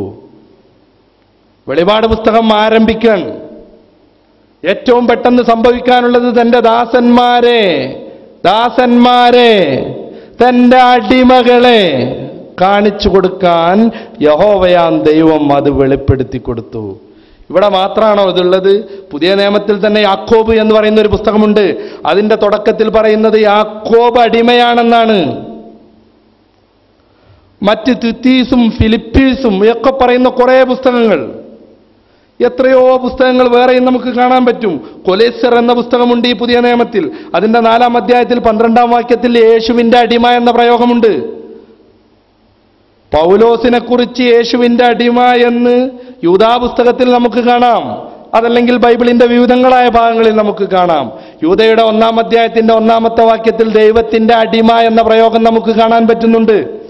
2-ാം പത്രോസ് എഴുതിയ 2-ാം ലേഖനത്തിന്റെ 1-ാം അധ്യായത്തിന്റെ 1-ാമത് വാക്യത്തിൽ പത്രോസ് ദൈവത്തിന്റെ അല്ലെങ്കിൽ യേശു ക്രിസ്തുവിന്റെ അടിമ എന്ന പ്രയോഗമുണ്ട്. ഫാദർ സുലൈമാനോട് വിനയത്തോടുകൂടെ ചോദിക്കട്ടെ, അടിമ എന്ന് വിളിക്കുന്ന ഒരു ദൈവത്തെ നിങ്ങൾക്ക് സ്നേഹിക്കാൻ പറ്റില്ലെങ്കിൽ, യേശു ക്രിസ്തു പത്രോസിനെ കുറിച്ച് അടിമ എന്ന് പറയുന്നെങ്കിൽ ആ ദൈവത്തെ നിങ്ങൾ എങ്ങനെ സ്നേഹിക്കും? അതല്ലെങ്കിൽ യാക്കോബിനെ കുറിച്ച് അടിമ എന്ന് പറയുന്നുവെങ്കിൽ ആ ദൈവത്തെ നിങ്ങൾ എങ്ങനെ സ്നേഹിക്കും? ബൈബിൾ പഠിക്കണം, ഖുർആനും പഠിക്കണം. അതൊക്കെ വേണ്ട വിധത്തിൽ തന്നെ ആവുകയും വേണം. അടിമ എന്ന് ഖുർആൻ പറഞ്ഞതോടുകൂടെ അയാൾക്ക് സ്നേഹിക്കാൻ പറ്റിയില്ലത്രേ. ആദ്യമായിട്ട് കേൾക്കായിരുന്നു. അന്ന് ക്രിസ്ത്യാനി ആയതിന് ശേഷം അവിടെ പിടിച്ചു നിൽക്കാൻ വേണ്ടി പരമാവധി ഓരോ ന്യായം പറയാ. ഞാൻ നേരത്തെ നസീർ ഹബീബിന്റെ കഥ പറഞ്ഞല്ലോ, ഏതായാലും അതിൽ കൂടി. എന്നാൽ അവിടെ ഒന്ന് ഷെയിൻ ചെയ്യാൻ വേണ്ടി പരമാവധി കത്തിയടിക്കുക. അതിന്റെ ഭാഗമായിട്ടാണ് ഇതൊക്കെ. ഈ ഫാദർ പല വാക്യങ്ങളും വേറെയും ദുർവ്യാഖ്യാനം ചെയ്യുന്നുണ്ട്. ഈ പുസ്തകത്തിന്റെ 1-ാമത്തെ അധ്യായത്തിലൊക്കെ അദ്ദേഹത്തിന്റെ മറിയം ഖുർആനിലും ബൈബിളിലും എന്ന് പറയുന്ന CD-യിൽ അയാൾ ദുർവ്യാഖ്യാനങ്ങളുടെ പ്രഘോഷണം നടത്തുന്നത് നമുക്ക് കാണാനാവും. നമ്മുടെ വിഷയം അതല്ലാത്തത് കൊണ്ട് ഞാൻ ചുരുക്കുന്നു. ഇങ്ങനെ പരിശുദ്ധ ഖുർആനും ബൈബിൾ സുവിശേഷങ്ങളിലുമൊക്കെ മനുഷ്യരെ കുറിച്ച് അടിമ എന്ന് തന്നെ പ്രയോഗമുണ്ട്. അടിമ എന്ന് പ്രയോഗമുണ്ട്. അതൊക്കെ ഏതർത്ഥത്തിൽ മനസ്സിലാക്കണം. ഇവർ പണ്ട് കാണിച്ചിരുന്നത് പോലെ യൂറോപ്യർ ആഫ്രിക്കക്കാരെ പിടിച്ചുകൊണ്ടുവന്ന് മൃഗീയമായി പീഡിപ്പിച്ച് എല്ല് മുറിയുവോളം ജോലി എടുപ്പിച്ചിരുന്ന ആ അടിമയല്ല, മറിച്ച് ഏറ്റവും കൂടുതൽ വിധേയപ്പെട്ട് നടക്കുന്ന എൻ്റെ രക്ഷിതാവ് എന്ന അർത്ഥത്തിലാണ് ഈ ഉടമപ്രയോഗവും അടിമപ്രയോഗവും. ഇത് കാരണമായിട്ട് അങ്ങോട്ട് ഇറങ്ങിപ്പോണ്ട കാര്യമൊന്നുമില്ല. ഇറങ്ങിപ്പോവുകയാണെങ്കിൽ ഈ ക്രൈസ്തവ മതത്തിലും ഈ ഫാദർ നിൽക്കരുത്, അയാൾക്ക് യുക്തിവാദത്തിലേക്കോ മറ്റോ പോവാം. ബൈബിളിനെ കുറിച്ച് തന്നെ ഒരു വിവരവുമില്ലാതെ ഇയാളുടെ കുറെ ഭാഗങ്ങളുണ്ട്. ഉദാഹരണമായിട്ട് ദൈവപുത്രൻ, ദൈവമക്കൾ എന്നൊക്കെ പറയുന്ന ഭാഗം. യേശുവിനെ സ്വീകരിച്ചവർക്കെല്ലാം, യേശുവിന്റെ നാമത്തിൽ വിശ്വസിക്കുന്നവർക്കെല്ലാം ദൈവമക്കളാകാൻ അവൻ കഴിവ് കൊടുത്തു. ഒന്ന് ഉറക്കെ പറഞ്ഞ ഹല്ലേലൂയ, ഉറക്കെ പറഞ്ഞ ഹല്ലേലൂയ, ഹല്ലേലൂയ. ഇപ്പൊ ഈ വചനം നമ്മൾ 2 പ്രാവശ്യം വായിച്ചു, അത് വ്യാഖ്യാനിച്ചും വായിച്ചു. പക്ഷെ നമുക്കാർക്കും ഇത് മനസ്സിലായിട്ടില്ല. കാരണം നമ്മളെല്ലാവരും വിശ്വസിക്കുന്നു ലോകത്തിലുള്ള എല്ലാ മനുഷ്യരും ദൈവത്തിന്റെ മക്കളാണ്. ലോകത്തിലുള്ള എല്ലാ മനുഷ്യരും അങ്ങനെ വിശ്വസിക്കുന്നവരെന്ന് വലത് കയർത്തിയേ. ലോകത്തിലുള്ള എല്ലാ മനുഷ്യരും ദൈവത്തിന്. ആ കൈയൊന്ന് വീശി കാണിച്ചേ, നന്നായി വീശി കാണിച്ചേ. അടുത്തുള്ളവൻ്റെ തലയിൽ ഒരു തട്ട് വീഴണ്ടേ? നന്നായി കൈ. ഓക്കെ, കൈ താത്തിട്ടെ. നിങ്ങൾ കൈ ഉയർത്തി വീശിയത് കൊണ്ട് എനിക്ക് 100% ഉറപ്പായി വായിച്ച വചനത്തിന്റെ അർത്ഥം നന്നായി മനസ്സിലായിട്ടില്ല. ചുമ്മയും വായിച്ചു, വ്യാഖ്യാനിച്ചും വായിച്ചു, മനസ്സിലായില്ല. നിങ്ങളിപ്പോൾ കൈ ഉയർത്തി പറഞ്ഞത് ലോകത്തിലുള്ള എല്ലാ മനുഷ്യരും ദൈവത്തിന്റെ മക്കളാണ്. നിങ്ങൾ വിശ്വാസപ്രകാരം രാവിലെ ഇവിടെ ചെല്ലിയതല്ലോ. എന്താ ചെല്ലിയ? ആകാശത്തിന്റെയും ഭൂമിയുടെയും സൃഷ്ടാവായ ഏക ദൈവത്തിൽ ഞാൻ വിശ്വസിക്കുന്നു, അവിടുത്തെ ഏകപുത്രനിൽ ഞാൻ വിശ്വസിക്കുന്നു. അവിടുത്തെ, ഒന്ന് ഉറക്കെ പറഞ്ഞേ, ഉറക്കെ പറഞ്ഞേ, ദൈവത്തിന് എത്ര മക്കളാ? നിങ്ങൾ എനിക്ക് എങ്ങനെ വിശ്വസിക്കാൻ പറ്റും? തൊട്ടു മുമ്പേ കൈയ്യെടുത്തിട്ട് എല്ലാ മനുഷ്യരും ദൈവത്തിന്റെ മക്കളാന്ന് പറഞ്ഞ് നിങ്ങൾ വിശ്വാസ പ്രമാണം ചെല്ലുമ്പോൾ ദൈവത്തിന്റെ ഏകപുത്രനായി പോയി. ഇതെന്ത് പരിപാടിയാ? ഫാദർ ആകെ കുഴപ്പത്തിൽപ്പെടുകയാണ്. നിങ്ങളെല്ലാവരും ദൈവത്തിന്റെ മക്കളെന്നുണ്ട്, അതോടൊപ്പം യേശു മാത്രം ഏകജാതനായ ദൈവത്തിന്റെ പുത്രൻ എന്നുണ്ടു. അത് രണ്ടും സമ്മതിക്കുന്ന നിങ്ങളെ എങ്ങനെ എനിക്ക് വിശ്വസിക്കാൻ കൊള്ളുന്നതാണ് ഫാദറിന്റെ ചോദ്യം. ഫാദറും കുടുങ്ങിയിട്ടാണുള്ളത്. ഇത് അവരുടെ ഒരു പ്രധാനപ്പെട്ട കുടുക്കമാണ്. ശ്രോതാക്കൾ ശ്രദ്ധിക്കണം. യേശുക്രിസ്തുവിനെ കുറിച്ച് മാത്രമല്ല, വിവിധങ്ങളായ പ്രവാചകന്മാരെ കുറിച്ച് ബൈബിളിൽ ദൈവപുത്രൻ എന്ന് പറയുന്നുണ്ട്. ദാവീദിനെ കുറിച്ച് സങ്കീർത്തനത്തിൽ കാണാം, എഫ്രൈമിനെ കുറിച്ച് യിരെമ്യാവിന്റെ പുസ്തകത്തിൽ കാണാം, സോളമിനെ കുറിച്ച് 2 രാജാക്കന്മാരെന്ന പുസ്തകത്തിൽ കാണാം, യാക്കൂബിനെ കുറിച്ച് കാണാം. വിവിധങ്ങളായ പ്രവാചകന്മാരെ കുറിച്ചൊക്കെ ദൈവത്തിന്റെ പുത്രന്മാരെന്ന് കാണാൻ പറ്റും. എന്ന് മാത്രമല്ല, ബൈബിളിൽ ആവർത്തന പുസ്തകത്തിന്റെ 14-ാം അധ്യായത്തിന്റെ 1-ാമത് വാക്യത്തിൽ നിങ്ങളെല്ലാവരും ദൈവത്തിന്റെ മക്കൾ എന്ന പ്രയോഗമുണ്ട്. മത്തായി സുവിശേഷത്തിന്റെ 5-ാം അധ്യായത്തിന്റെ 9-ാം വാക്യത്തിൽ സമാധാനമുണ്ടാക്കുന്നവർ ഭാഗ്യവാന്മാർ, അവർ ദൈവത്തിന്റെ പുത്രന്മാരെന്ന് വിളിക്കപ്പെടും എന്ന് പറയുന്നത് കാണാം. ഇതേ മത്തായിയിൽ തന്നെ 45-ാമത് വാക്യത്തിൽ യേശുക്രിസ്തു തന്നെ നിങ്ങളെല്ലാവരും ദൈവത്തിന്റെ മക്കളാവേണ്ടതിനു വേണ്ടി എന്ന് പ്രയോഗിക്കുന്നുണ്ട്. ഇങ്ങനെ എത്രയോ സ്ഥലത്ത് ദൈവത്തിന്റെ മക്കളുടെ നിര തന്നെയാണ്. അതിൻ്റെ പുറമെ ഏകജാതനായ തൻ്റെ പുത്രൻ എന്ന് ഇസ്രായേലിനെ കുറിച്ച്, യാക്കോബിനെ കുറിച്ച് ബൈബിൾ പ്രയോഗിച്ചിട്ടുണ്ട്. ദാവീദിനെ കുറിച്ച് പ്രയോഗിച്ചിട്ടുണ്ട്. ഏകജാതൻ, ആകെ ഒരു പുത്രനുള്ളൂ. ഇസ്രായേലും ആകെയുള്ള ഒരു പുത്രൻ, അതോടൊപ്പം ദാവീദും ആകെയുള്ള ഒരു പുത്രൻ, അതോടൊപ്പം യേശുക്രിസ്തുവും ആകെയുള്ള ഒരു പുത്രൻ. ആദ്യത്തെ ബസ് എപ്പോഴാന്ന് ചോദിച്ചൊരു കാരണവര്, അതിൻ്റെ മുമ്പത്തെ ബസ് എപ്പോഴാന്ന് പിന്നെ ചോദിച്ചൊരു കഥയുണ്ട്. ഏകപുത്രൻ യേശുക്രിസ്തു, അതോടൊപ്പം ഏകനായ ജാതൻ ഇസ്രായേൽ, അതോടൊപ്പം ഏകനായ ജാതൻ ദാവീദ്. ഈ ഒരു കൺഫ്യൂഷനിലോട് കുടുങ്ങിയിട്ട് ഫാദർ അവസാനം ജമ്മ് ചെയ്യാണ്. ഏകപുത്രൻ എന്ന് പറഞ്ഞ യേശുക്രിസ്തു, ബാക്കിയുള്ള നിങ്ങളൊക്കെ പുത്രന്മാരെന്ന് പറഞ്ഞാൽ ദത്തുപുത്രന്മാർ. അത് യേശു പറഞ്ഞിട്ടുണ്ടോ? നിങ്ങളൊക്കെ പുത്രന്മാർ എന്ന് പറഞ്ഞാൽ എന്താണ്? ദത്തുപുത്രന്മാർ. മത്തായി സുവിശേഷത്തിന്റെ 5-ാം അധ്യായത്തിന്റെ 9-ാം വാക്യത്തിൽ സമാധാനമുണ്ടാക്കുന്നവർ ഭാഗ്യവാന്മാർ, അവരൊക്കെ ദത്തുപുത്രന്മാർ എന്ന് വിളിക്കപ്പെടുന്നതാണോ യേശു പറഞ്ഞത്? അല്ല, അവർ പുത്രന്മാരെന്ന് വിളിക്കപ്പെടും, ദൈവത്തിന്റെ പുത്രന്മാർ. ഇതെന്തിനു വേണ്ടിയാണ് ഫാദർ ഇങ്ങനെ ജമ്മി ചെയ്യുന്നത് എന്ന് വെച്ചാൽ, ബൈബിളിലെ വിവിധങ്ങളായ ഭാഗങ്ങൾ കൂട്ടിമുട്ടുകയാണ്, സംഘർഷത്തിൽപ്പെടുകയാണ്. ഇത് ബൈബിളിന്റെ പരിമിതി എന്നല്ലാതെ യേശുക്രിസ്തുവിനെ യഥാർത്ഥ ദൈവത്തിന്റെ പുത്രൻ എന്ന രൂപത്തിൽ വ്യാഖ്യാനിക്കാൻ ഇത് തെളിവേ അല്ല. ബൈബിളിൽ ഇങ്ങനെ പലതും പറയുന്നുണ്ട്. യേശുക്രിസ്തു യഥാർത്ഥ പുത്രൻ എന്ന് പറഞ്ഞാൽ, അല്ലെങ്കിൽ ദാവീദ് പുത്രൻ എന്ന് പറഞ്ഞാൽ ഈ വിധത്തിലല്ല, ഫാദർ മനസ്സിലാക്കിയതുപോലെയല്ല അത് മനസ്സിലാക്കേണ്ടത്. മറിച്ച് ദൈവവുമായി ബന്ധപ്പെട്ട് നിൽക്കുന്ന ആളുകൾക്കൊക്കെ പഴയ നിയമത്തിലും പുതിയ നിയമത്തിലുള്ള ഒരു പ്രയോഗമാണ് ദൈവത്തിൻ്റെ പുത്രൻ. അതിൻ്റെ പുറമെ നമ്മൾ മനസ്സിലാക്കേണ്ട ഒരു കാര്യമുണ്ട്. യേശുക്രിസ്തു ഒരിക്കലും അയാളെക്കുറിച്ച് ദൈവപുത്രൻ എന്ന് പറയാറില്ലായിരുന്നു. ഇത് നമ്മുടെ വാചകമല്ല. കാൾ ഓഫ് ഹോപ്പും അതേപ്രകാരം മർക്കസുൽ ബിഷാറയും ഒക്കെ പ്രസിദ്ധീകരിക്കുന്ന ജോർജ് ഫോർഡ് എന്ന ക്രൈസ്തവ എഴുത്തുകാരൻ എഴുതിയ യേശുക്രിസ്തുവിന്റെ ജീവചരിത്രം എന്ന 7 വാള്യമുള്ള പുസ്തകത്തിന്റെ 2-ാം വാള്യത്തിന്റെ 16-ാം പേജിൽ ജോർജ് ഫോർഡ് പറയുന്നത് കാണാം. പുതിയ നിയമം ബൈബിളിൽ 10ഓളം സ്ഥലത്ത് മാത്രമാണ് ദൈവപുത്രൻ എന്നുള്ളത്. യേശുക്രിസ്തു അയാളെക്കുറിച്ച് ദൈവപുത്രൻ എന്ന് പഠിപ്പിക്കാറില്ലായിരുന്നു. മറിച്ച് 50 സ്ഥലങ്ങളിൽ യേശുക്രിസ്തു അദ്ദേഹത്തെക്കുറിച്ച് മനുഷ്യപുത്രൻ എന്ന് പ്രയോഗിച്ചിട്ടുണ്ട്. ഞാൻ നേരത്തെ നിങ്ങളെ കേൾപ്പിച്ചു. തിമോത്തിയോസിന്റെ 2:5, 1 തിമോത്തിയോസിന്റെ 2:5, ദൈവം ഏകൻ, ദൈവത്തിൻ്റെയും നമ്മുടെയും ഇടയിലുള്ള മധ്യസ്ഥനും ഏകൻ, മനുഷ്യനായ ക്രിസ്തു അത്രേ, മനുഷ്യനായ ക്രിസ്തു അത്രേ. അതാണ് യേശുക്രിസ്തു പഠിപ്പിക്കുന്നത്. അതേപ്രകാരം പലയിടങ്ങളിലായിട്ട് യേശുക്രിസ്തു അയാളെക്കുറിച്ച് പറഞ്ഞു. ജോർജ് ഫോർഡിന്റെ അഭിപ്രായം ഞാൻ ഉദ്ധരിച്ചല്ലോ. 50 തവണ യേശുക്രിസ്തു അദ്ദേഹത്തെക്കുറിച്ച് മനുഷ്യപുത്രൻ എന്ന് പറഞ്ഞു. പിന്നെ എന്താണ് ഈ ദൈവപുത്രൻ എന്ന് ബൈബിളിൽ വ്യത്യസ്ത രൂപങ്ങളിൽ പ്രയോഗിക്കുന്നതിൻ്റെ അർത്ഥം? ഞാൻ നേരത്തെ നിങ്ങളോട് സൂചിപ്പിച്ചു. ആദ്യമായി ബൈബിളിൽ ഈ പ്രയോഗം നടത്തുന്നത് പിഴച്ച ചെകുത്താനാണ്. ചെകുത്താൻ നടത്തിയ ഈ പ്രയോഗം ബൈബിളിൽ പിന്നീട് ആവർത്തിക്കപ്പെടുന്നതിൻ്റെയൊക്കെ അർത്ഥം എന്താണ്? ദൈവത്തോട് അടുത്ത് നിൽക്കുന്ന ഒരാൾ എന്ന് മാത്രമേ അതിൻ്റെ അർത്ഥമുള്ളൂ. അല്ലാതെ ദൈവത്തിൻ്റെ ഏകജാതനായ പുത്രൻ എന്നർത്ഥമില്ല. ഫാദർ യേശുക്രിസ്തുവിനെ പൊക്കി ആകാശത്തിന്റെ മുകളിൽ വെക്കാൻ വേണ്ടി യേശു യഥാർത്ഥ പുത്രൻ, വേറെയുള്ള ആളുകൾക്കൊന്നും മനസ്സിലായിട്ടില്ല.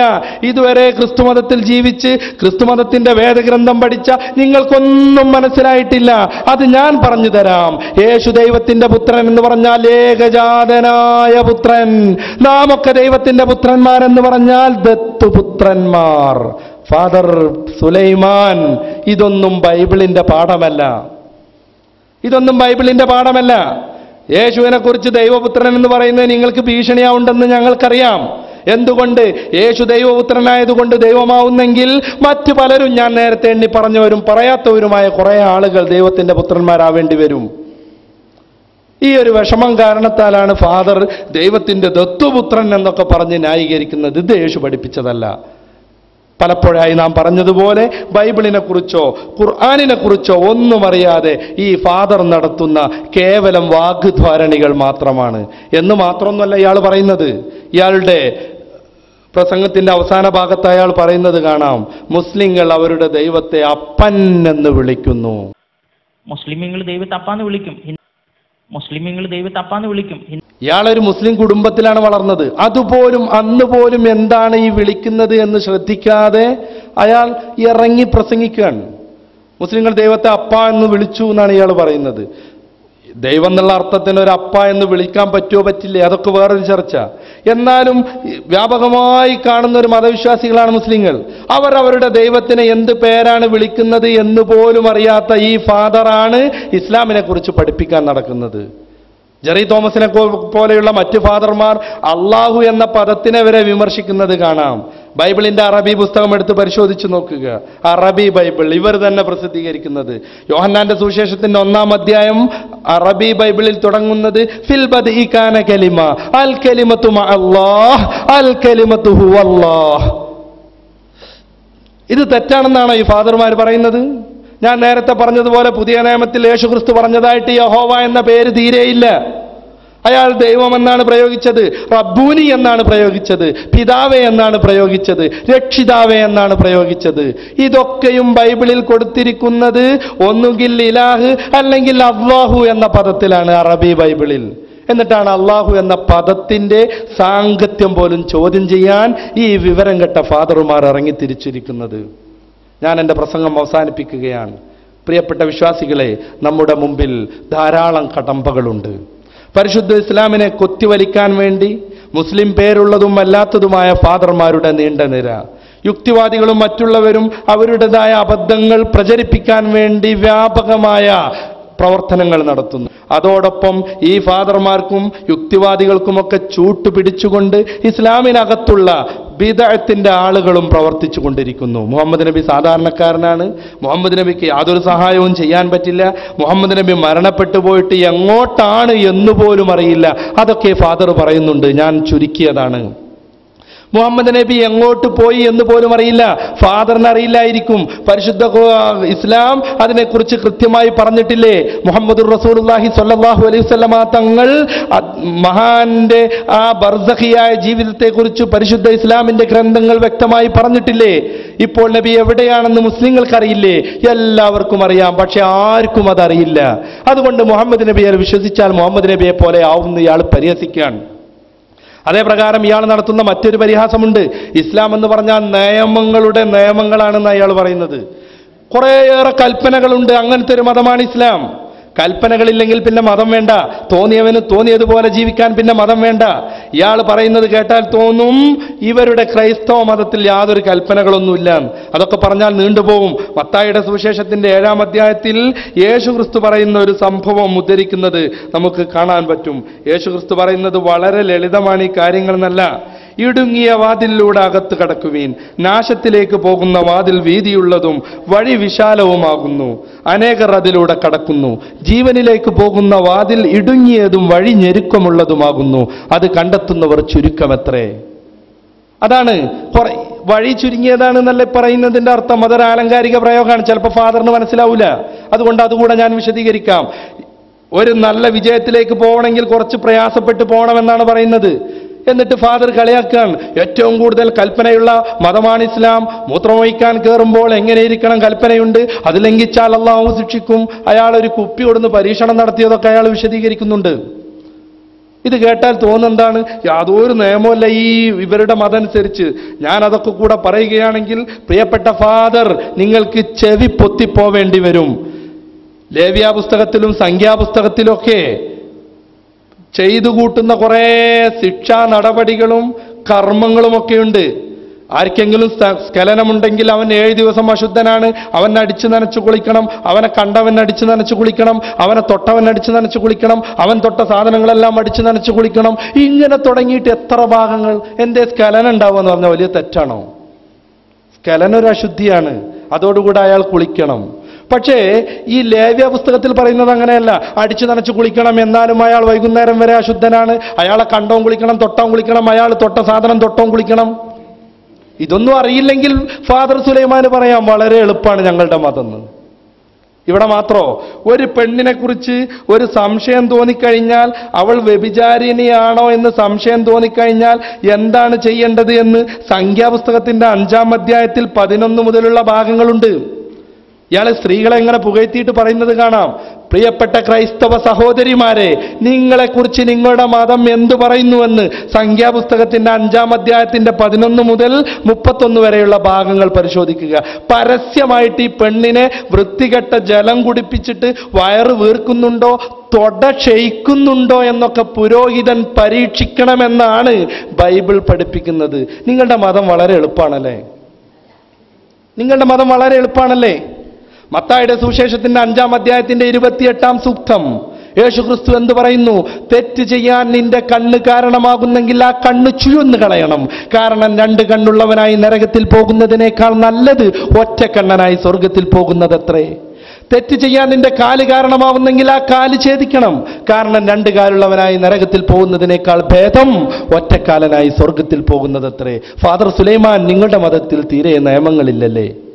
നിയമങ്ങളില്ലെങ്കിൽ അതൊരു മതമായിട്ട് കൂട്ടാൻ പറ്റുമോ? ഓരോരുത്തർക്ക് അവരുടെ ഇഷ്ടം പ്രവർത്തിക്കാൻ പറ്റുമെങ്കിൽ പിന്നെ മതമാവാൻ പറ്റുമോ അത്? ഇതൊന്നും അറിയാതെ വൃത്തികെട്ട വാക്കുകൾ പറഞ്ഞു നടക്കുന്ന ഫാദർ സുലൈമാനോടും ഫാദർ സുലൈമാനിന്റെ വാക്കുകളൊക്കെ ഉദ്ധരിച്ചുകൊണ്ട് വിശുദ്ധ ഇസ്ലാമിനെയും വിശുദ്ധ അഹ്ലുസുന്നത്ത് വൽ ജമാഅത്തിനെയും കുതിര കയറുന്ന, വിമർശിച്ചു നടക്കുന്ന ബിദ്അത്തിന്റെ കക്ഷികളോടുമൊക്കെ എനിക്ക് പറയാനുള്ളത്, ഞങ്ങൾക്ക് പറയാനുള്ളത്, മത്തായി സുവിശേഷം തന്നെ പഠിപ്പിച്ച ചില വാക്യങ്ങളാണ്. നിങ്ങൾ പലരെയും മതത്തിൽ ചേർക്കാൻ വേണ്ടി കാടും മേടും കടന്ന് സഞ്ചരിക്കുന്നു, എന്നിട്ടോ അവസാനം നിങ്ങളെക്കാൾ വലിയ നരകയോഗ്യരാക്കി അവരെ മാറ്റുന്നു. ഇത് നിങ്ങൾ ശ്രദ്ധിക്കണമെന്നും സോളമൻ ഫാദറിനെ പോലെയുള്ളവരുടെ വാക്ക് കേട്ടിട്ട് എന്തെങ്കിലും സന്ദേഹം വന്നിട്ടുള്ള ആളുകളൊക്കെയും മത്തായി പറഞ്ഞ ഈ വാക്യം ഓർക്കണമെന്നും ഓർമ്മപ്പെടുത്തുകയാണ്. അഹ്ലുസുന്നത്ത് വൽ ജമാഅത്തിനെയും പരിശുദ്ധ ഇസ്ലാമിനെയും യഥാവിധി മനസ്സിലാക്കാനും അത് പ്രബോധനം ചെയ്യാനും അള്ളാഹു നമ്മെ അനുഗ്രഹിക്കുമാറാവട്ടെ. ഈ കേട്ടതും പറഞ്ഞതും ഒരു സാലിഹായ കർമ്മമായി അള്ളാഹു നമ്മിൽ നിന്ന് സ്വീകരിക്കുമാറാവട്ടെ. ഞാൻ ഒന്നുകൂടെ പറയാം, കൂടുതൽ വാക്കുകൾ ഇനിയും പറവാനുണ്ട്. ഇസ്ലാമിൽ കൂടുന്നത് കൊണ്ടുള്ള ഗുണങ്ങളും ഈ ഫാദർ പറഞ്ഞ മറ്റു പല സീഡികളിലുമുള്ള വൃത്തികെട്ട ആരോപണങ്ങളും അതൊക്കെ ഇൻഷാ അല്ലാഹ് ആവശ്യമുണ്ടെങ്കിൽ മറ്റൊരു വേദിയിൽ സംസാരിക്കാമെന്ന് ഓർമ്മപ്പെടുത്തിക്കൊണ്ട് ഇവിടെ വേദി സംഘടിപ്പിച്ച അൽ ഖമർ സുന്നിയയുടെ പ്രവർത്തകർക്ക് അഗൈതവമായ നന്ദി പറഞ്ഞുകൊണ്ട് ഞാൻ എൻ്റെ വാക്കുകൾ അവസാനിപ്പിക്കുന്നു. വാഖിറു ദഅ്വാനാ അൽഹംദുലില്ലാഹി റബ്ബിൽ ആലമീൻ. അസ്സലാമു അലൈക്കും വറഹ്മത്തുള്ളാഹി വബറകാതുഹു.